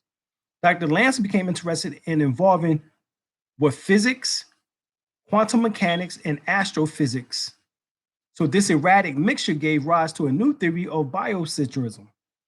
Now, according to biocentrism, life and consciousness are fundamental parts of the universe, right? Consciousness is responsible for creating the material universe and not the other way around. Dr. Lancer suggests that space and time are not like objects or things, but are tools that are utilized by our animal understanding. This is where the electron comes in at in which that can become a particle or if it's a wave.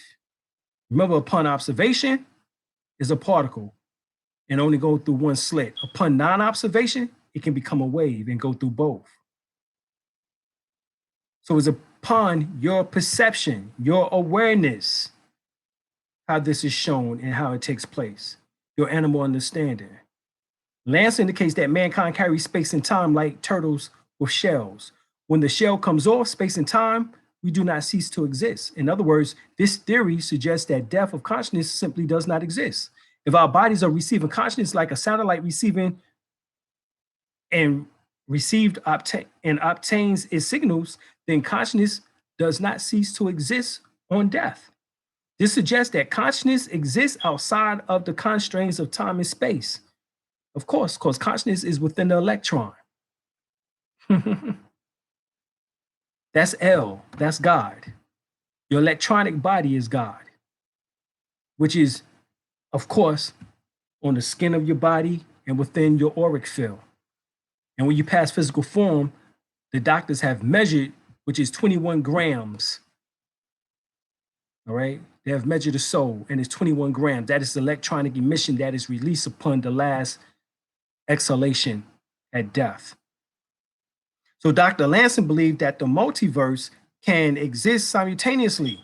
In one universe, the body can die while in another it continues to exist, absorbing consciousness when migrating into the universe. Right? Scientists have also documented that the photonic energy of the average human body emits the equivalent energy of a 120 watt light bulb or 120 volt battery or 25,000 BTUs, and each cell emits 100,000 photons per second. And there are more than 76 trillion cells in your body. Also, our auric field or astral star body, the higher astral body, the spiritual body is eternal and is the equivalent to the lifetime of the universe, which is about 10e22 years. And the auric field contains the electronic mass of 4e21, which is 4 and then 21 electrons or 21 zeros behind it of electrons. If we ignore the auric field's importance, we would ignore the 9/10 of our existence. So the mind exists in the layers of the auric field and is equivalent to the diameter of the universe, as we said earlier, which is 76 quintillion miles in diameter. So, all right. So, like we said, the phantom DNA effects is a case in point that energy fields of the DNA sample remains detectable by laser lights, even when the physical sample is removed. That's just like when you watching a picture on TV, you cut the TV off, you look at the screen, the impression is still there. Right? At a fundamental level, man is pure energy, a wave genetics, and the junk DNA at a rich intra structure level of supercodes and waves communication realized in material form as crystalline structures, dynamic genes, holograms in liquid crystal of the chromosome continuum. This is what is being said. What this model suggests is that the human gene is part of a larger hologram multiverse of wave information reality, hypercommunication. Remember, we told you that in hyperdimensional physics, they found 27 universes or 27 dimensions. All right. In the form of remote sensing, remote healing, and telepathy, or telepathy is definitely a part of the human protocol. So this is how they're able to prove that all these things exist is by understanding the auric field. All right. So these particles, all right, or what is known as the stardust particles, which is more than 90% of our body, of human anatomy, is composed of these stardust particles. These particles are called biophotons. And a biophoton is also called an ultra weak photo emission, or UPE, is a light particle that is emitted by all living beings or living things. It is an aspect of our aura called our bioplasmic body. Through it exists is the visible and invisible spectrum. In order for us to see it, normally our eyes would have to be about 1,000 times more sensitive. Right? So you get a Kirlian camera. Kirlian photography proves that you are energy manifested in physical form and allows the bare eyes to see the energy which inhabits and surrounds our physical body. This knowledge can be used to heal any disease, pain, and imbalance in the body. All right. So there's also Dr. Zhang Rongliang of the Lanzhou universe in China measured the flow of qi from a human body with a unique biological detector. He showed that only does the aura pulse, but that not everyone's human energy field pulse at the same rate or intensity. Remember, this is based on consciousness. We went over that the breath is the mind in action. The mind is layered within the auric field. Therefore, your mind causes the aura to pulse or vibrate faster. This study was repeated by researchers at the Shanghai Atomic Nuclear Institute of Academia, Sinica. All right. Soviet scientists, right? Russian scientists for the Bioinformational Institute headed by Popov actually measured the human body field, or more specifically, the biocurrents manifested in surrounding energy body. And they discovered that the living organism animates vibrations at a frequency between 300 to 2,000 nanometers. That's called this field the biofield, and discovered that people with a strong and widespread biofield can transfer energy more successfully. This research was later confirmed by the Medical Science Academy in Moscow. Right. So as you see, they're proving this over and over and over again. All right. So this is not just me stating these things. We can prove it. Right. Dr. Valerie Hunt, in her book, in a study of structural neuromuscular energy fields and emotional approaches, she records the frequency of low millivoltage signals emanating from the body during a Rofen session. Rofen is similar to a massage, right? She made these recordings using electrodes of silver and silver chlorine on the skin. Scientists then analyzed the wave patterns recorded, all right, with a sonogram frequency analysis, and that the human energy field did indeed consist of a number of different color bands. In other words, the same colors that correlates to the chakras. Right? The following results came from February 1988 studies. And it says blue between 250 to 275 hertz, green 250 to 475 hertz, yellow 500 to 700 hertz, orange 950 to 1050 hertz, red 1000 to 1200 hertz, violet 1000, 2000 plus 300 to 400, 600 to 800 hertz, white 1100 to 2000 hertz. All right, so this has been proven. You get another book called The Awakened Aura, Kala Ambrose, right? And speaks about the aura responds to every emotion and thought. All right, that's what it does. The auric field creates a vibe, an energy field which resonates and radiates and expands outward that affects every person who comes in contact with it. Right? So if you have a field in which that is filled with jealousy and anger, depression. People can feel that shit. Just like they can feel love, desire, empathy, joy. Okay? So if your aura is resonating strong energy, then people will be drawn to you.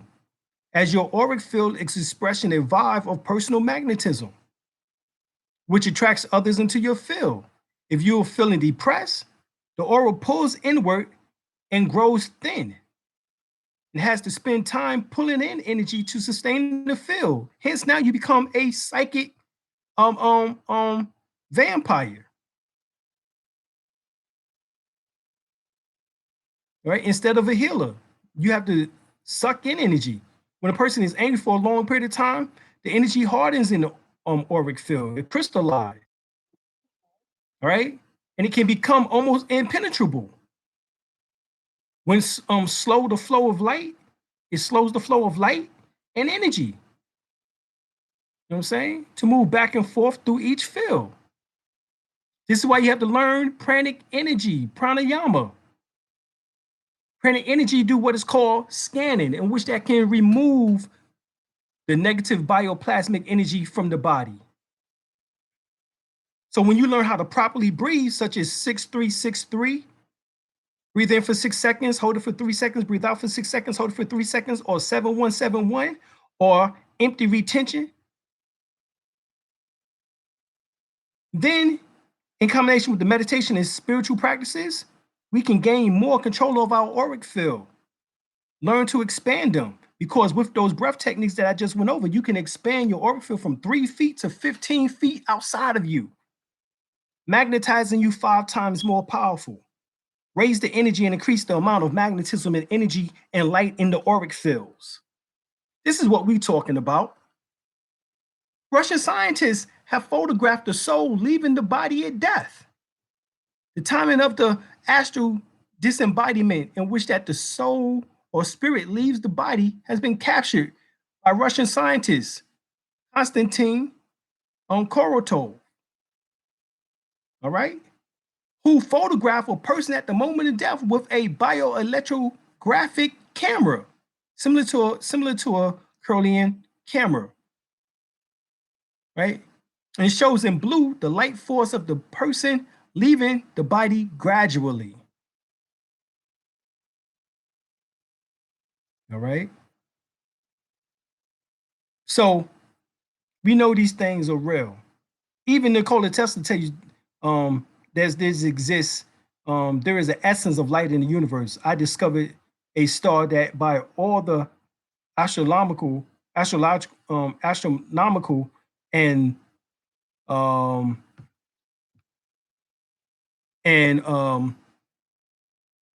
mathematical laws, can disappear, and that nothing seems to be modified. This star is in this galaxy.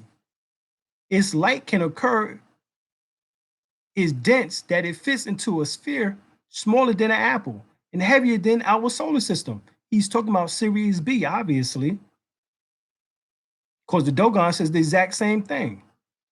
And see, this solar system was born from Sirius B. From the implosion of Sirius B, material is what formed our sun, and eventually the plasmic from this young sun is what formed our planets in these orbits, which I tried to prove is wilder and almost unattainable. So this is what he says. He said, religion and philosophy teaches that man can become Christ, Buddha, and Zoroaster. When I'm trying to prove is wilder and almost unattainable, this is what to do in the universe.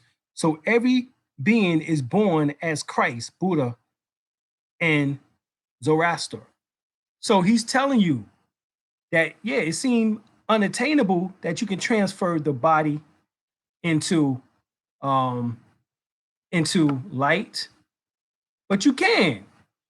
It seems almost unattainable, but he know that it's possible. Nikola Tesla knew it was possible.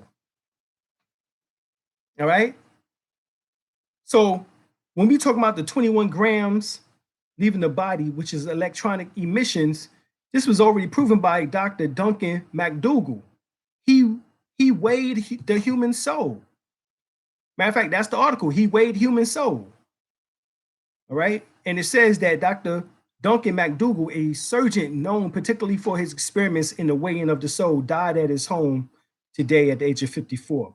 Through dedicated weighting devices, he calculated that the weight of the soul at between around 7 ounces, which is 21 grams, right? In this research, right, it says 6 to 8 ounces, but that's 7 ounces or 21 grams.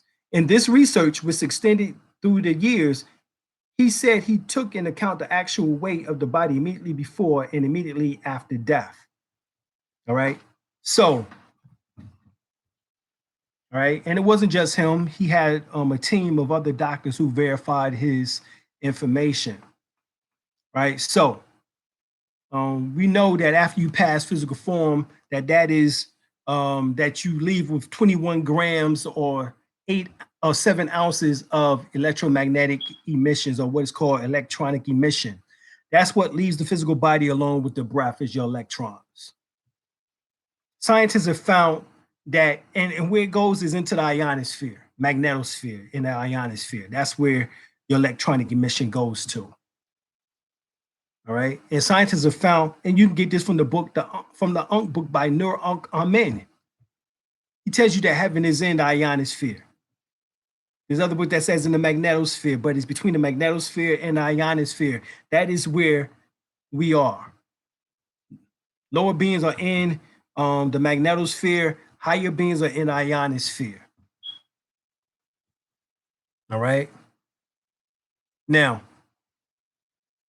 you get the book, The Human Body of Light by Mitchell Gibson, MD. Right. So Dr. Mitchell Gibson, he speaks about this. Right. There's a mantra which can be recited 100 times a day.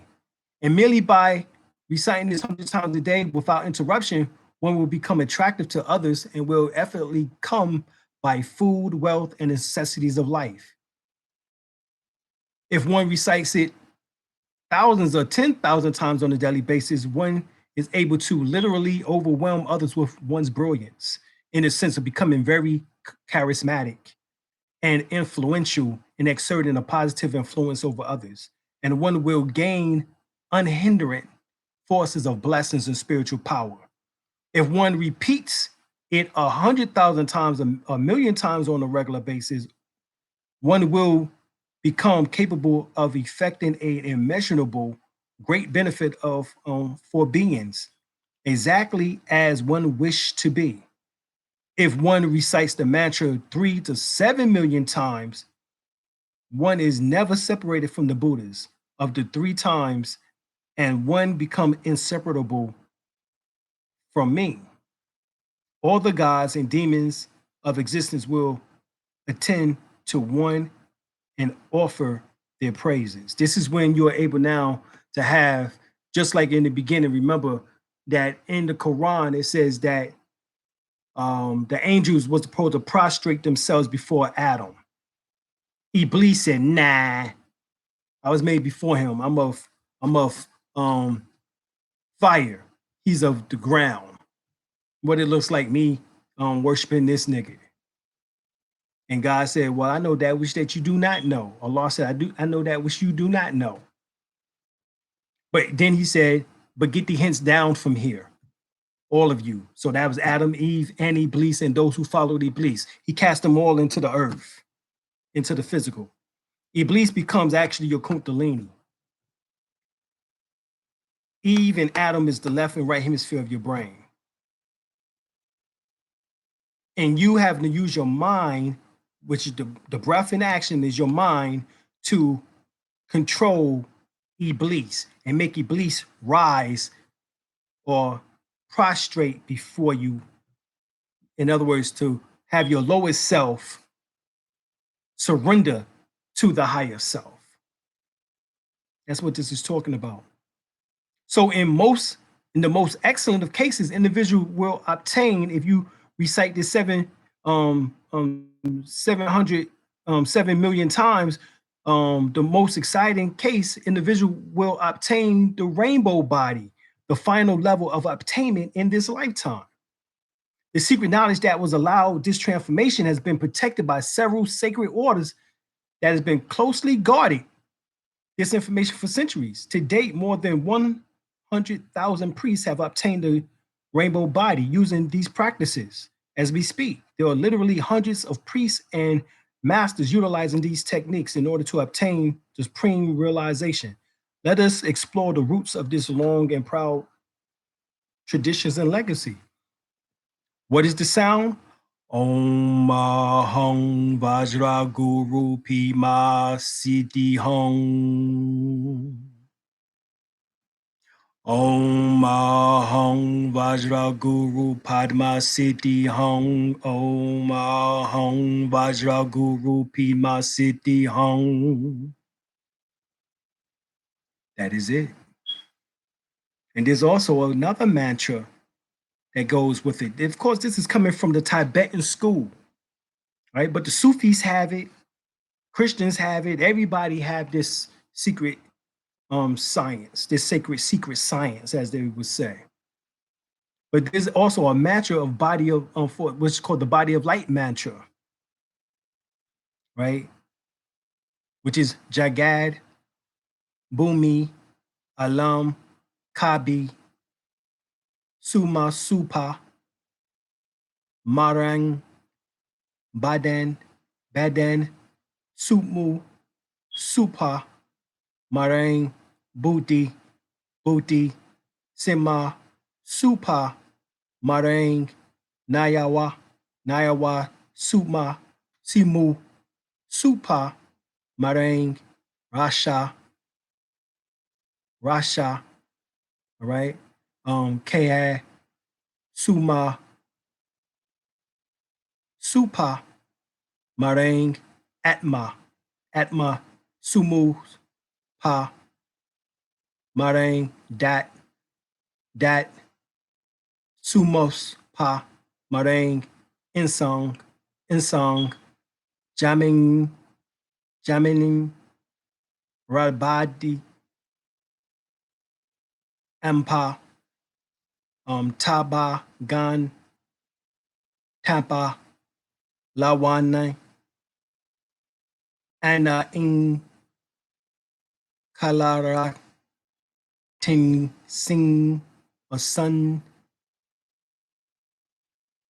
Kang, Mahamulya, Maha, Su, Si, right? CIT, so-called in Quarantin Sing, or Sun, all right? So, according to legend, memorizing the body of light mantra causes changes within the mind and the body of the user. The accumulation of these changes is the creation of the human body of light, right? The Cathar believed that the object of life on earth was to transform the human body into an immortal vehicle of light. The book of Mari contains a song which, when sung properly, begins the transformation process of the human body into a vehicle of light. The Essenes, the culture of the Middle East, has a similar song which was sung at a solar liturgy or liturgy. When combined with certain solar practices, these sounds lead to the transformation process. There are many variations of this practice in many cultures. All right. Even for those that want to know the whole thing, we'll go back, or either y'all can write me at dralim-el-bey.com on our website, or either dralim-el-bey@gmail.com. And or either you can get the book, as we just told you, the body of the human body of light by Mitchell Gibson. But also we have another one which is by the ancient Kemites.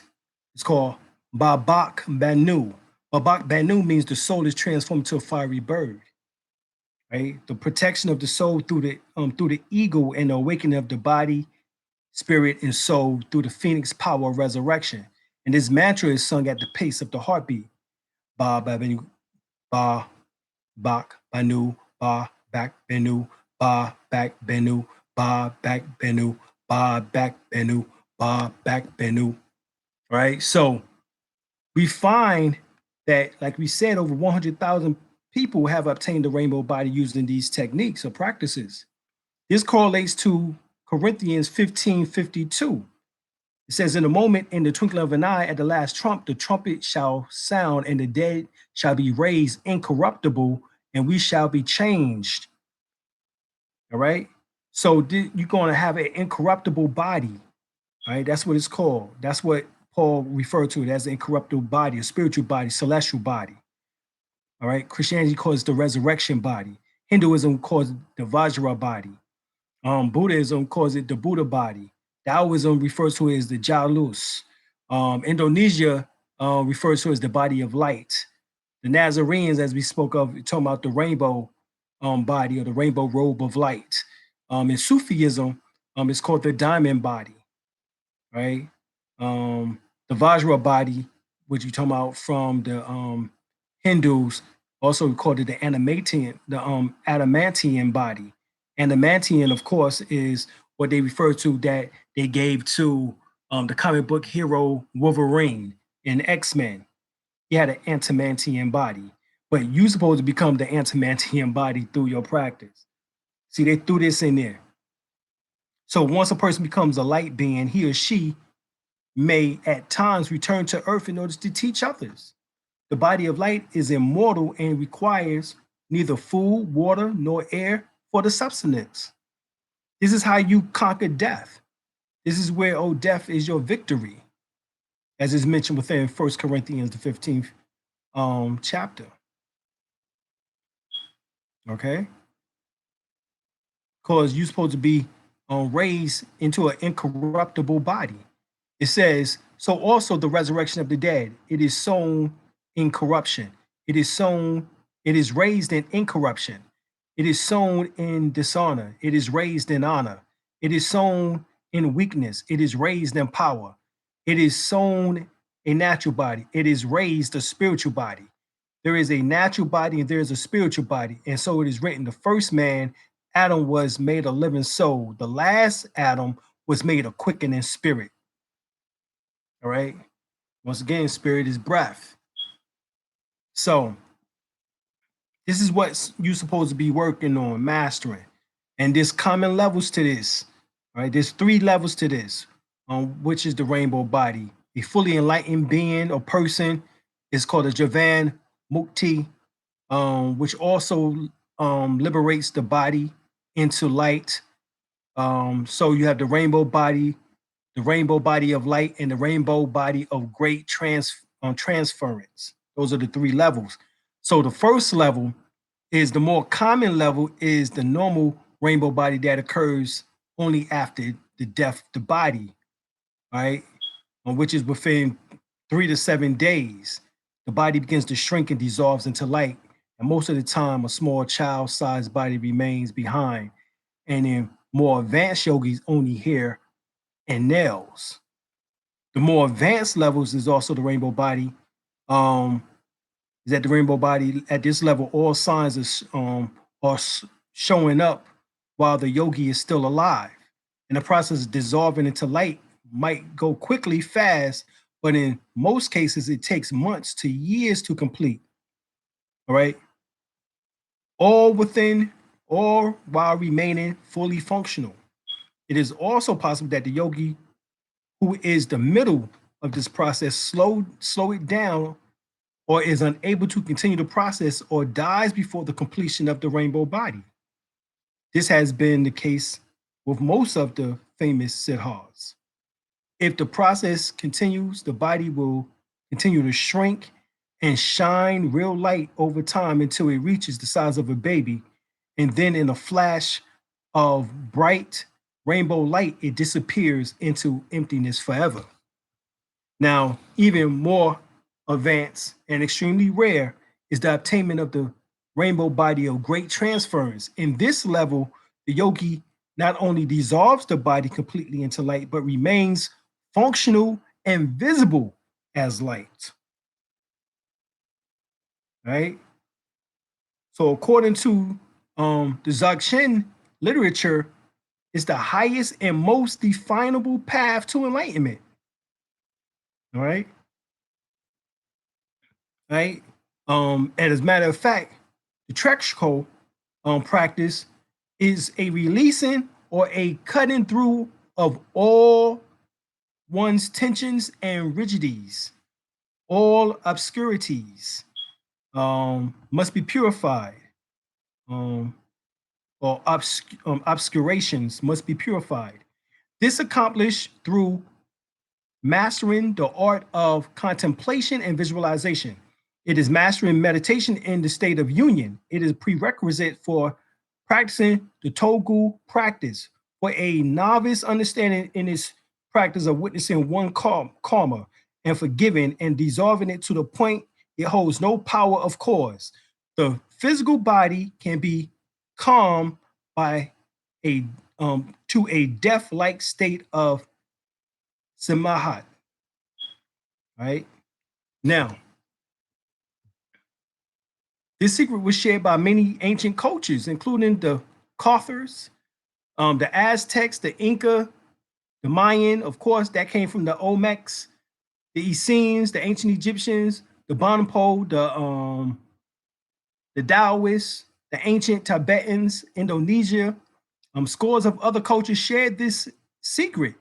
And the secret is that death is not the only option. The human body has the ability to transform into pure light. And this is verified through the theory of relativity. Albert Einstein became famous for proving that matter and energy are the same. He proved that matter may be transformed into energy. He also shows that energy may be transformed back into matter through his now famous equation, E equal mc squared. So we're not quite crazy. All right. So you have to understand this. So a lot of people are going around talking about 666. All right. And that's the mark of the beast. That's melanin. Look. Carbon is condensed starlight, which is condensed universal blackness. All right. Or cosmic radiation, which is condensed infinite blackness or light. Right. That's what carbon is. So you being proud of carbon 12 is crazy because that's 6 electrons, 6 protons, 6 neutrons. The Revelations 13:18 says, here's wisdom. Let him that has understanding count the number of the beast, for it is the number of a man, and his number is 666, or 603 scores and 6, which is 666. Understand that carbon is supposed to be just like a piece of coal. A piece of coal is black carbon. And over time, you have heat, friction, suppression, depression, suppression. It goes through a pressure. It goes through heat. And then eventually, over time, this carbon, black substance, coal, piece of coal becomes a shining, bright, brilliant diamond. Well, you're supposed to be transforming too. You're not supposed to stay 666. You're supposed to become 616. Okay? Let me explain. So remember,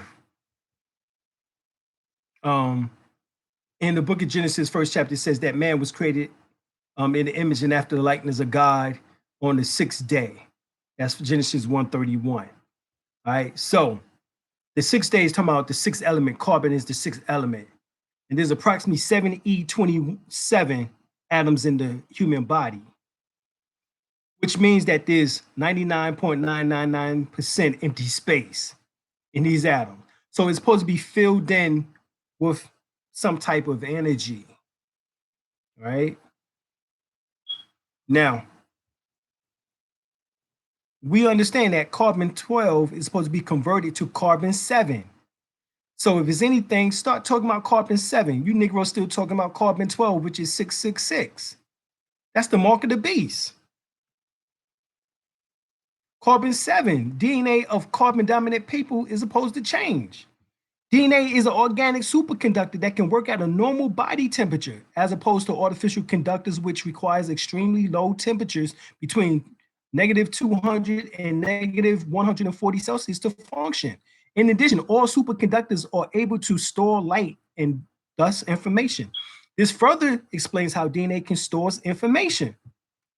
Okay, so carbon-7 is the material equivalent of Kundalini system, as well as the Metatron cube. And like iron, it has the ability to sustain a magnetic field around it. Carbon-7 has the uncanny ability to carry hyperdimensional fields, as I talked about earlier, such as fields of thought around it, that can be amplified thoughts and other hyperdimensional fields, just as iron and copper or in a transformer can amplify magnetic fields. Naturally, it is formed in the brain of spiritual adepts, right? When they have out-of-body experiences or perform other supernatural phenomena such as biolocation or materialization, etc., during such times, the glow or halo that is formed around the heads of these highly evolved beings is actually due to the excessive neutrons produced when carbon-7 transformed to when carbon-12 transformed to carbon-7 or transmute to carbon-7 within the brain. Right? This is pineal gland. This is DMT,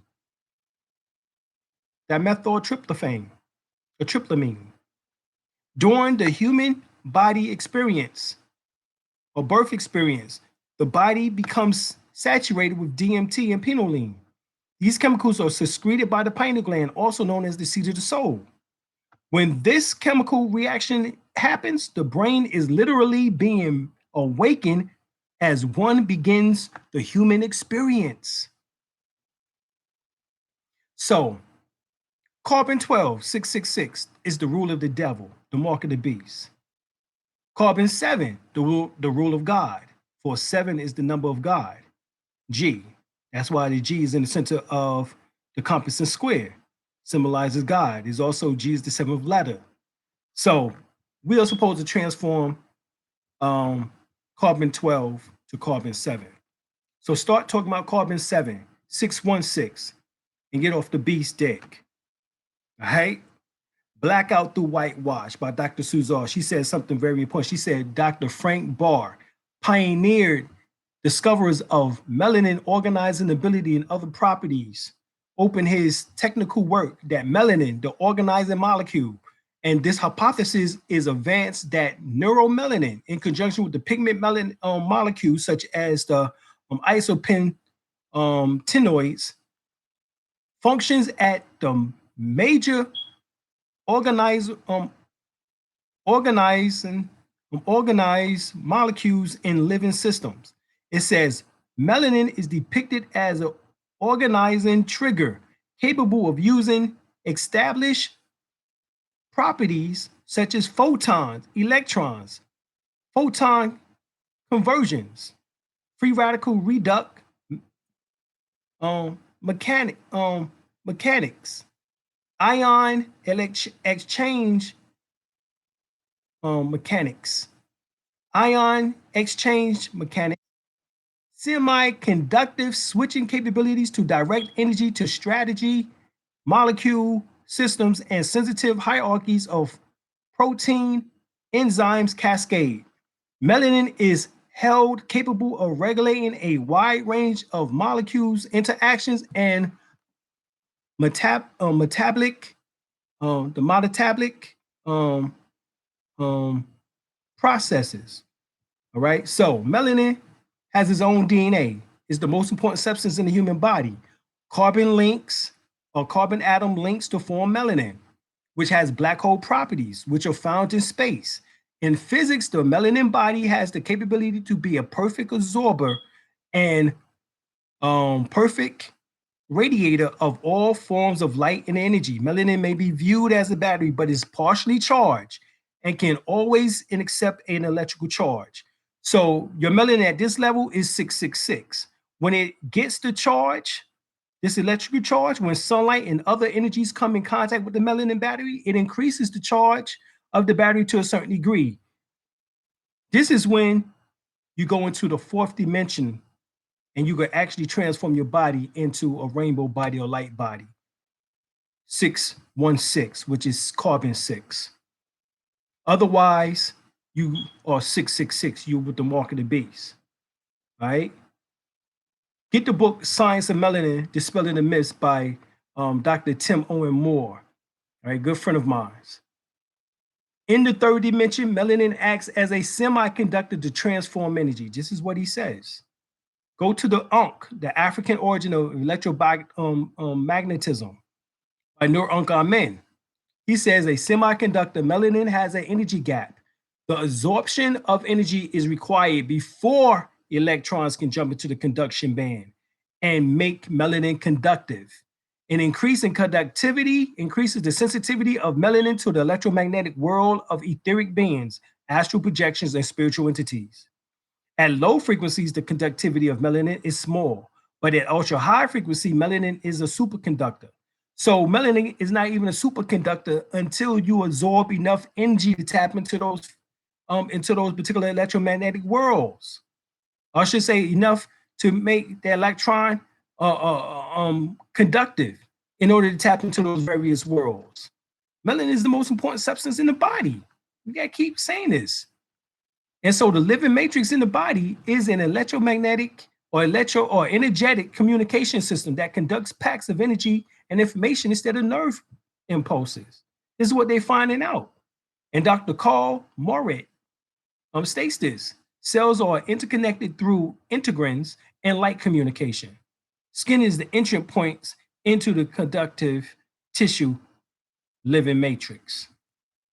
The electron revolves around the atomic nucleus and energy levels. So photons revolves around electronic nucleus, electronic nuclei. And when they are subject to energy, they are emitted as electromagnetic energies and waves, the effects of which depends on their motion. For the possible effects, glance at a chart of electromagnetic spectrum. The effects may be anywhere from heat on the left through radio waves, infrared, visible spectrum, ultralight, X-rays, and to a higher or high energy, which is gamma rays. So this is what we know. Professor Fritz Albert Popp, he says we know today that man essentially is a being of light. All right. We are still in the threshold of fully understanding the complex relationship between light and life. But we can now say emphatically that the function of our entire metabolism is dependent on light. He declares also that the human organism is not only a carnivorous or vegetarian being, but also a consumer of light. In fact, it behaves like a lumivarious creature. You talking about we behave like lumivarious creature. Right? In other words, early on in our development, we was like vampires. All right? Sun worshipers, as they were saying.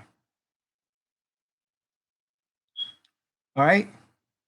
Get this book, Living with the Stars. Right?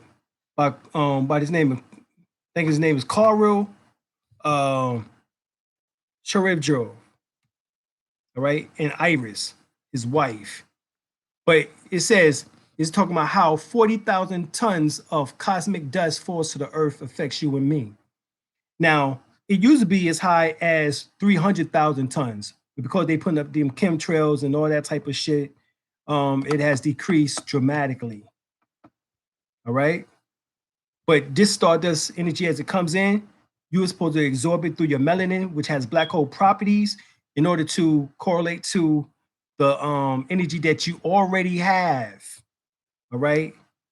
Your sexual energy, your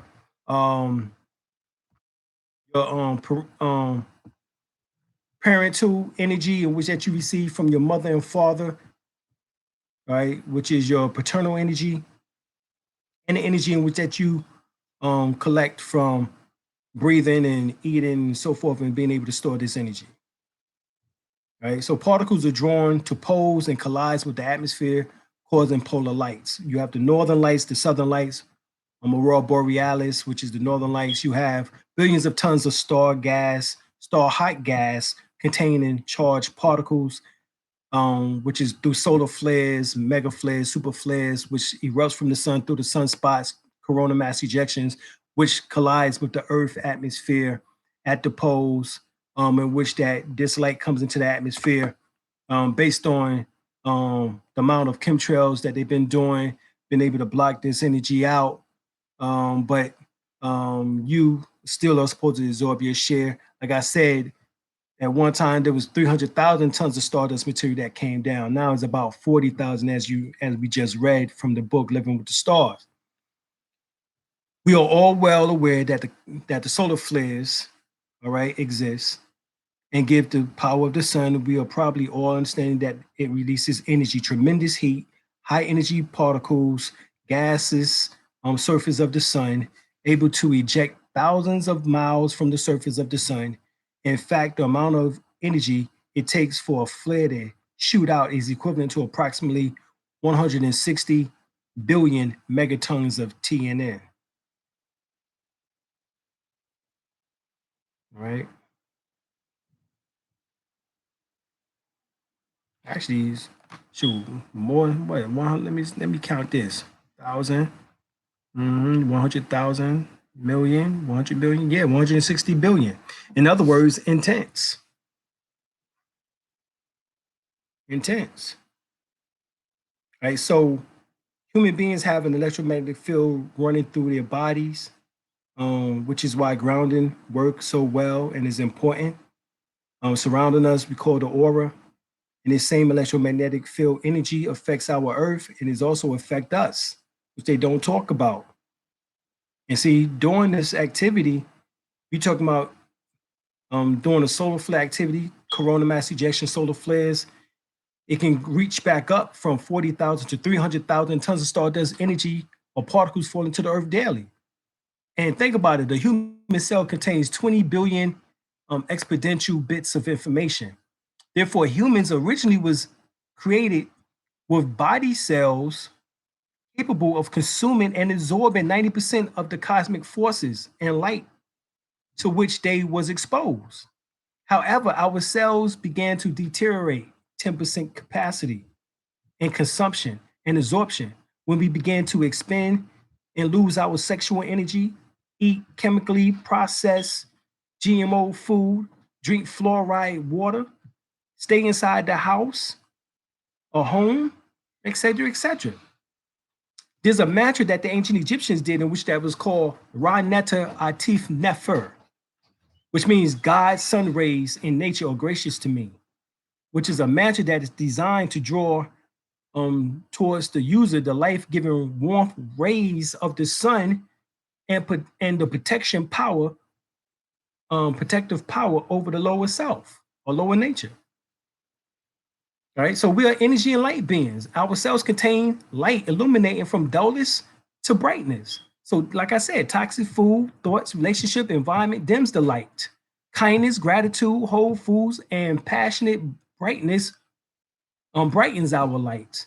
So let your light shine. Christians always say, this little light of mine, I'm going to let it shine. Well, let it shine, right? So how you increase your life energy?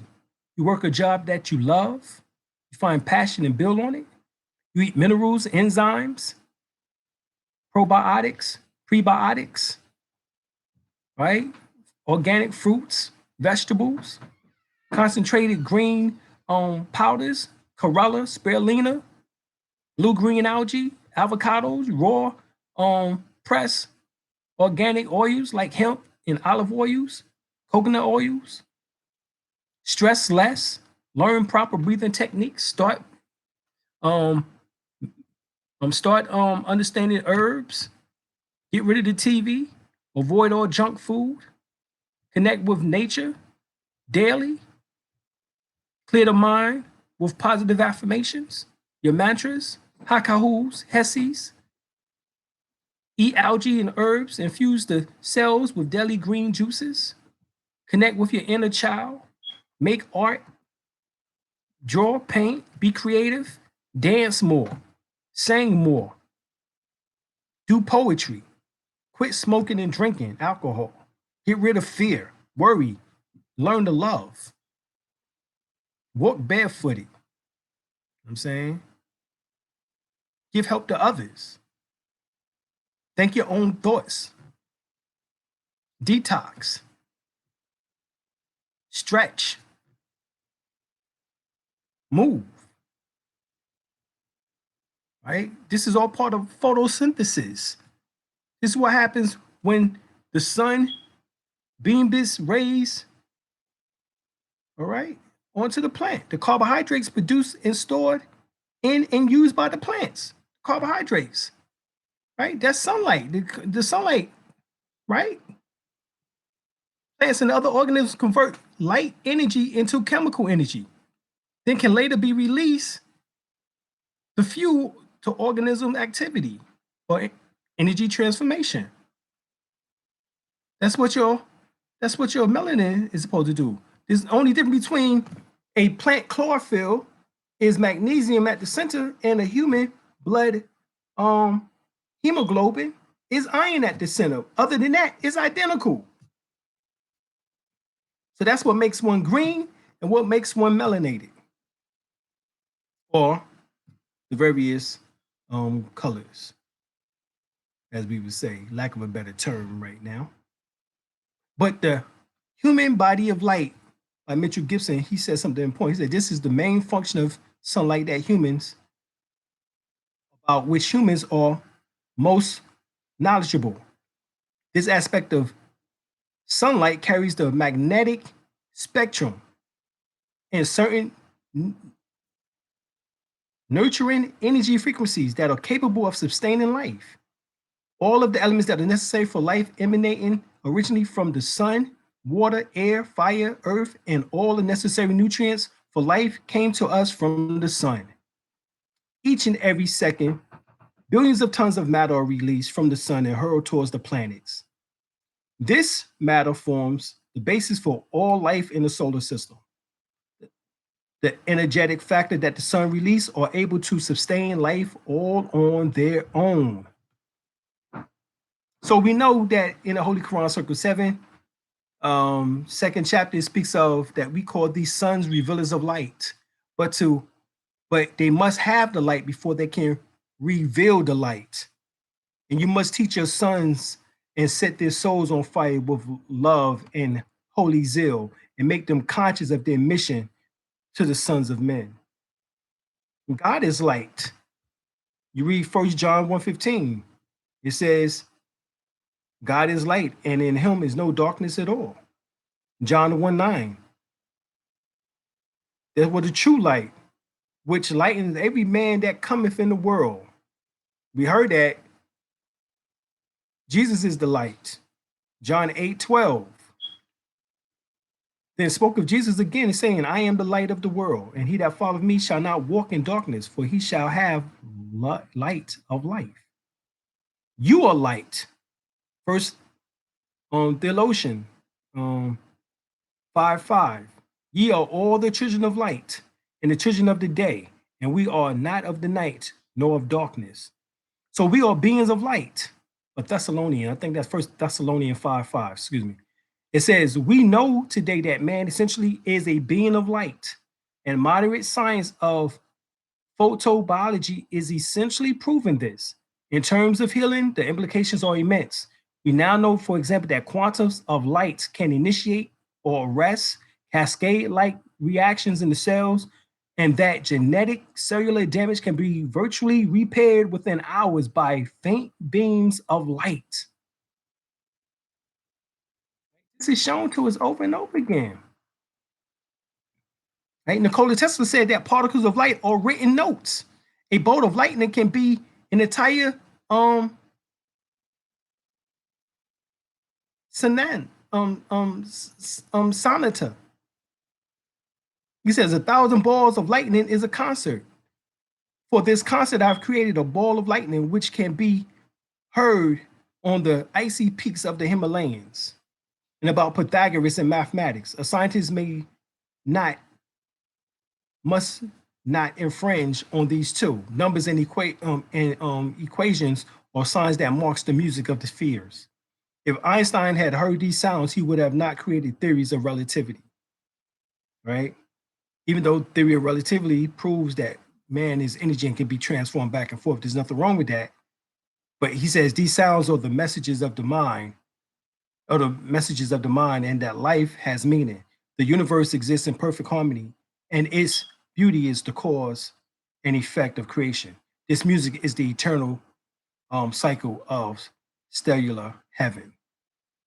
Right? So he's saying these things, and we find that the primary function of DNA is electromagnetic reception and transmission. Less than 10% of DNA functions involve protein manufacturing.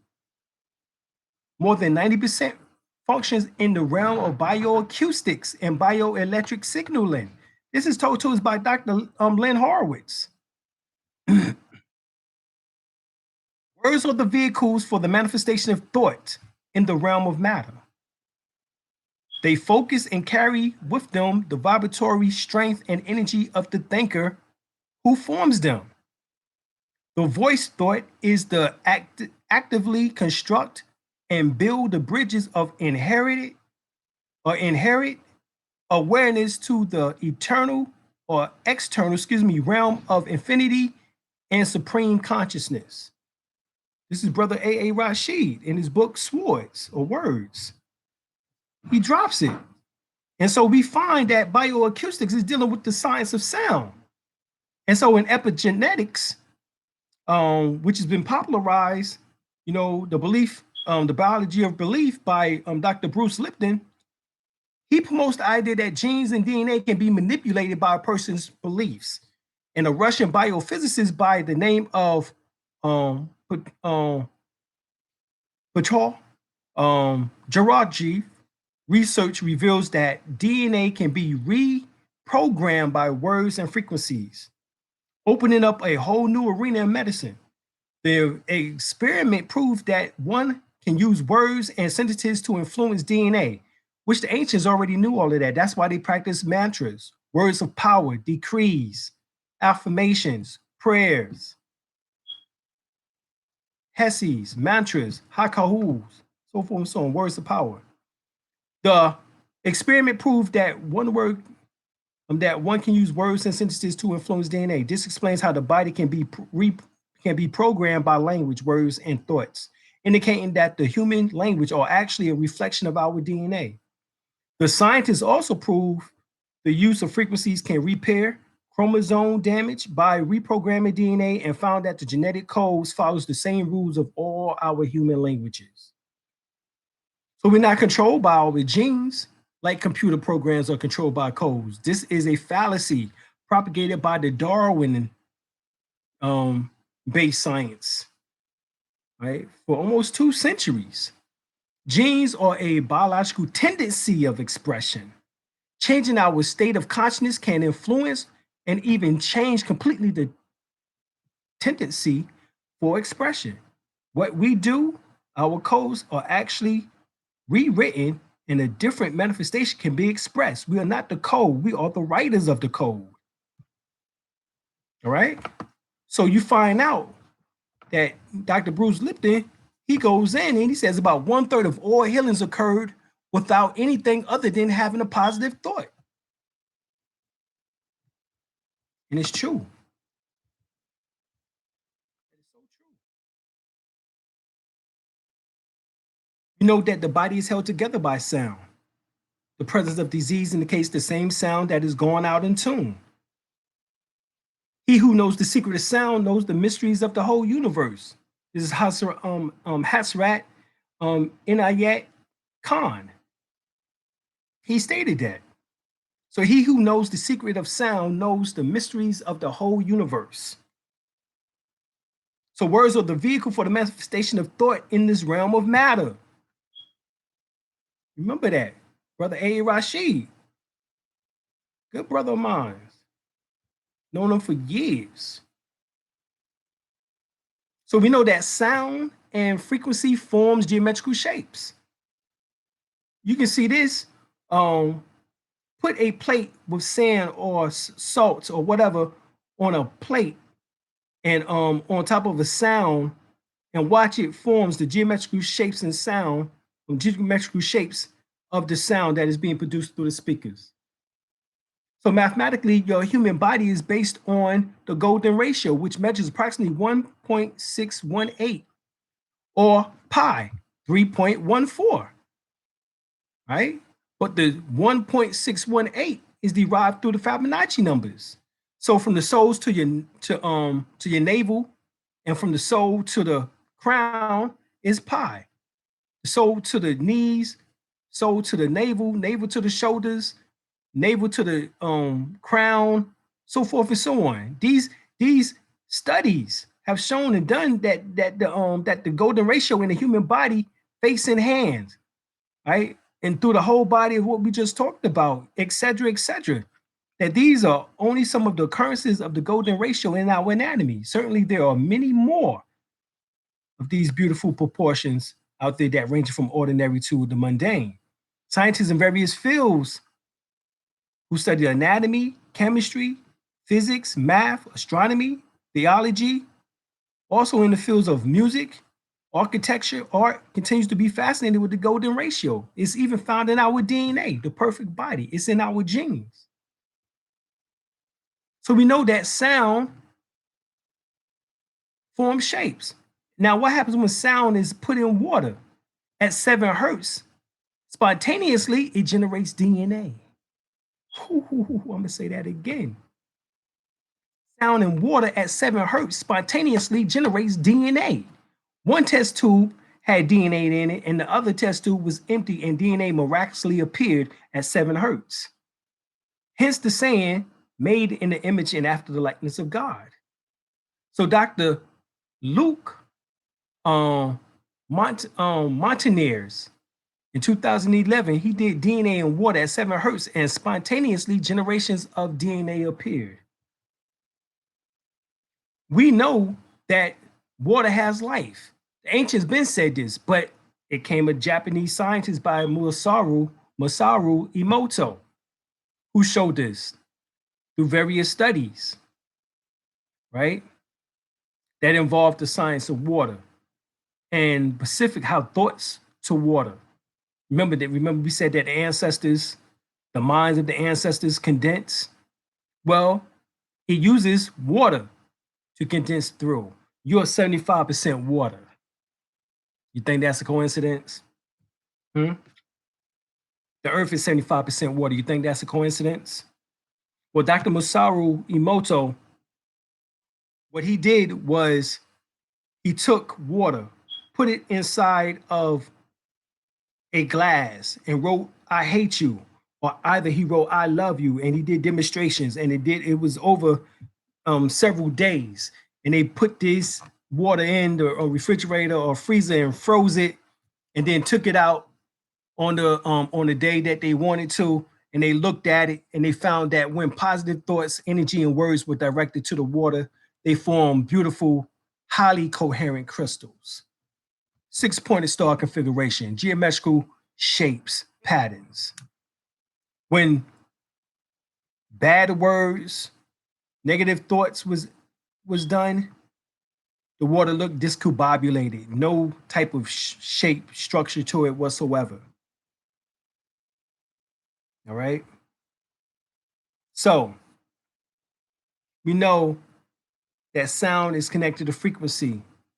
That mathematical equation we talked about with pi and the golden mean ratio. But the human body vibrates, and so we know that the brain, the normal brain, is at 72 megahertz. The human body cycles at about an average of 70 hertz, and the brain at 72 hertz. All right. The human body, 62 to 78 megahertz. All right. The various, the heart at 67 to 70 megahertz. The lungs at 58 to 65 megahertz. The liver at 50 to 60 megahertz. Pancreas at 60 to 80 megahertz. Cold starts at 57 to 60 megahertz. Disease start at 58 megahertz. Candida overgrowth starts at 55 megahertz. Right, recipient to cancer starts at 42 megahertz. Death begins at 25 megahertz. So we are actually electromagnetic, a cellular wave. That's what we are. All right. So this is what we're talking about. We're talking about these higher teachings. Right? This is what we're talking about. The highest. All right. This is the ultimate levels that we're talking about here, that we're talking about reaching. Right? This is what they need to be start teaching, what needs to be taught to you. Right? All this other stuff is nonsense. Distraction. You got to be able to want to do and get this higher information is necessary. All right? Necessary. All right. So, Brother L, you got any comments for the last few minutes here before we end it?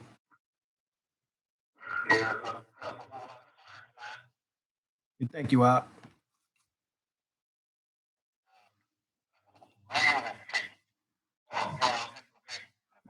Right, right. Right, exactly, exactly. You know, this is where we need to go at with the information.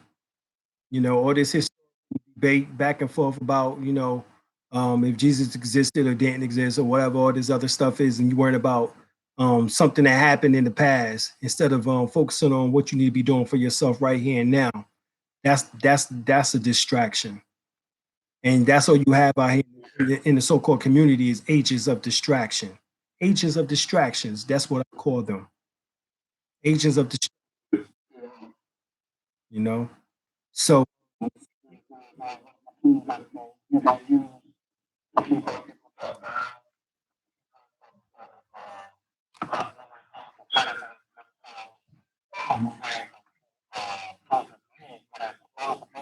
right, right, right, right. Indeed, indeed. No doubt about it. All right. I'm about finished for the night. You know, I'm tired of talking. You know, so you know, so we're gonna leave y'all with The Universe Loves Me. This is by the Ronetta El-Bey. All right, brother Ronetta El-Bey, The Universe Loves Me. All right.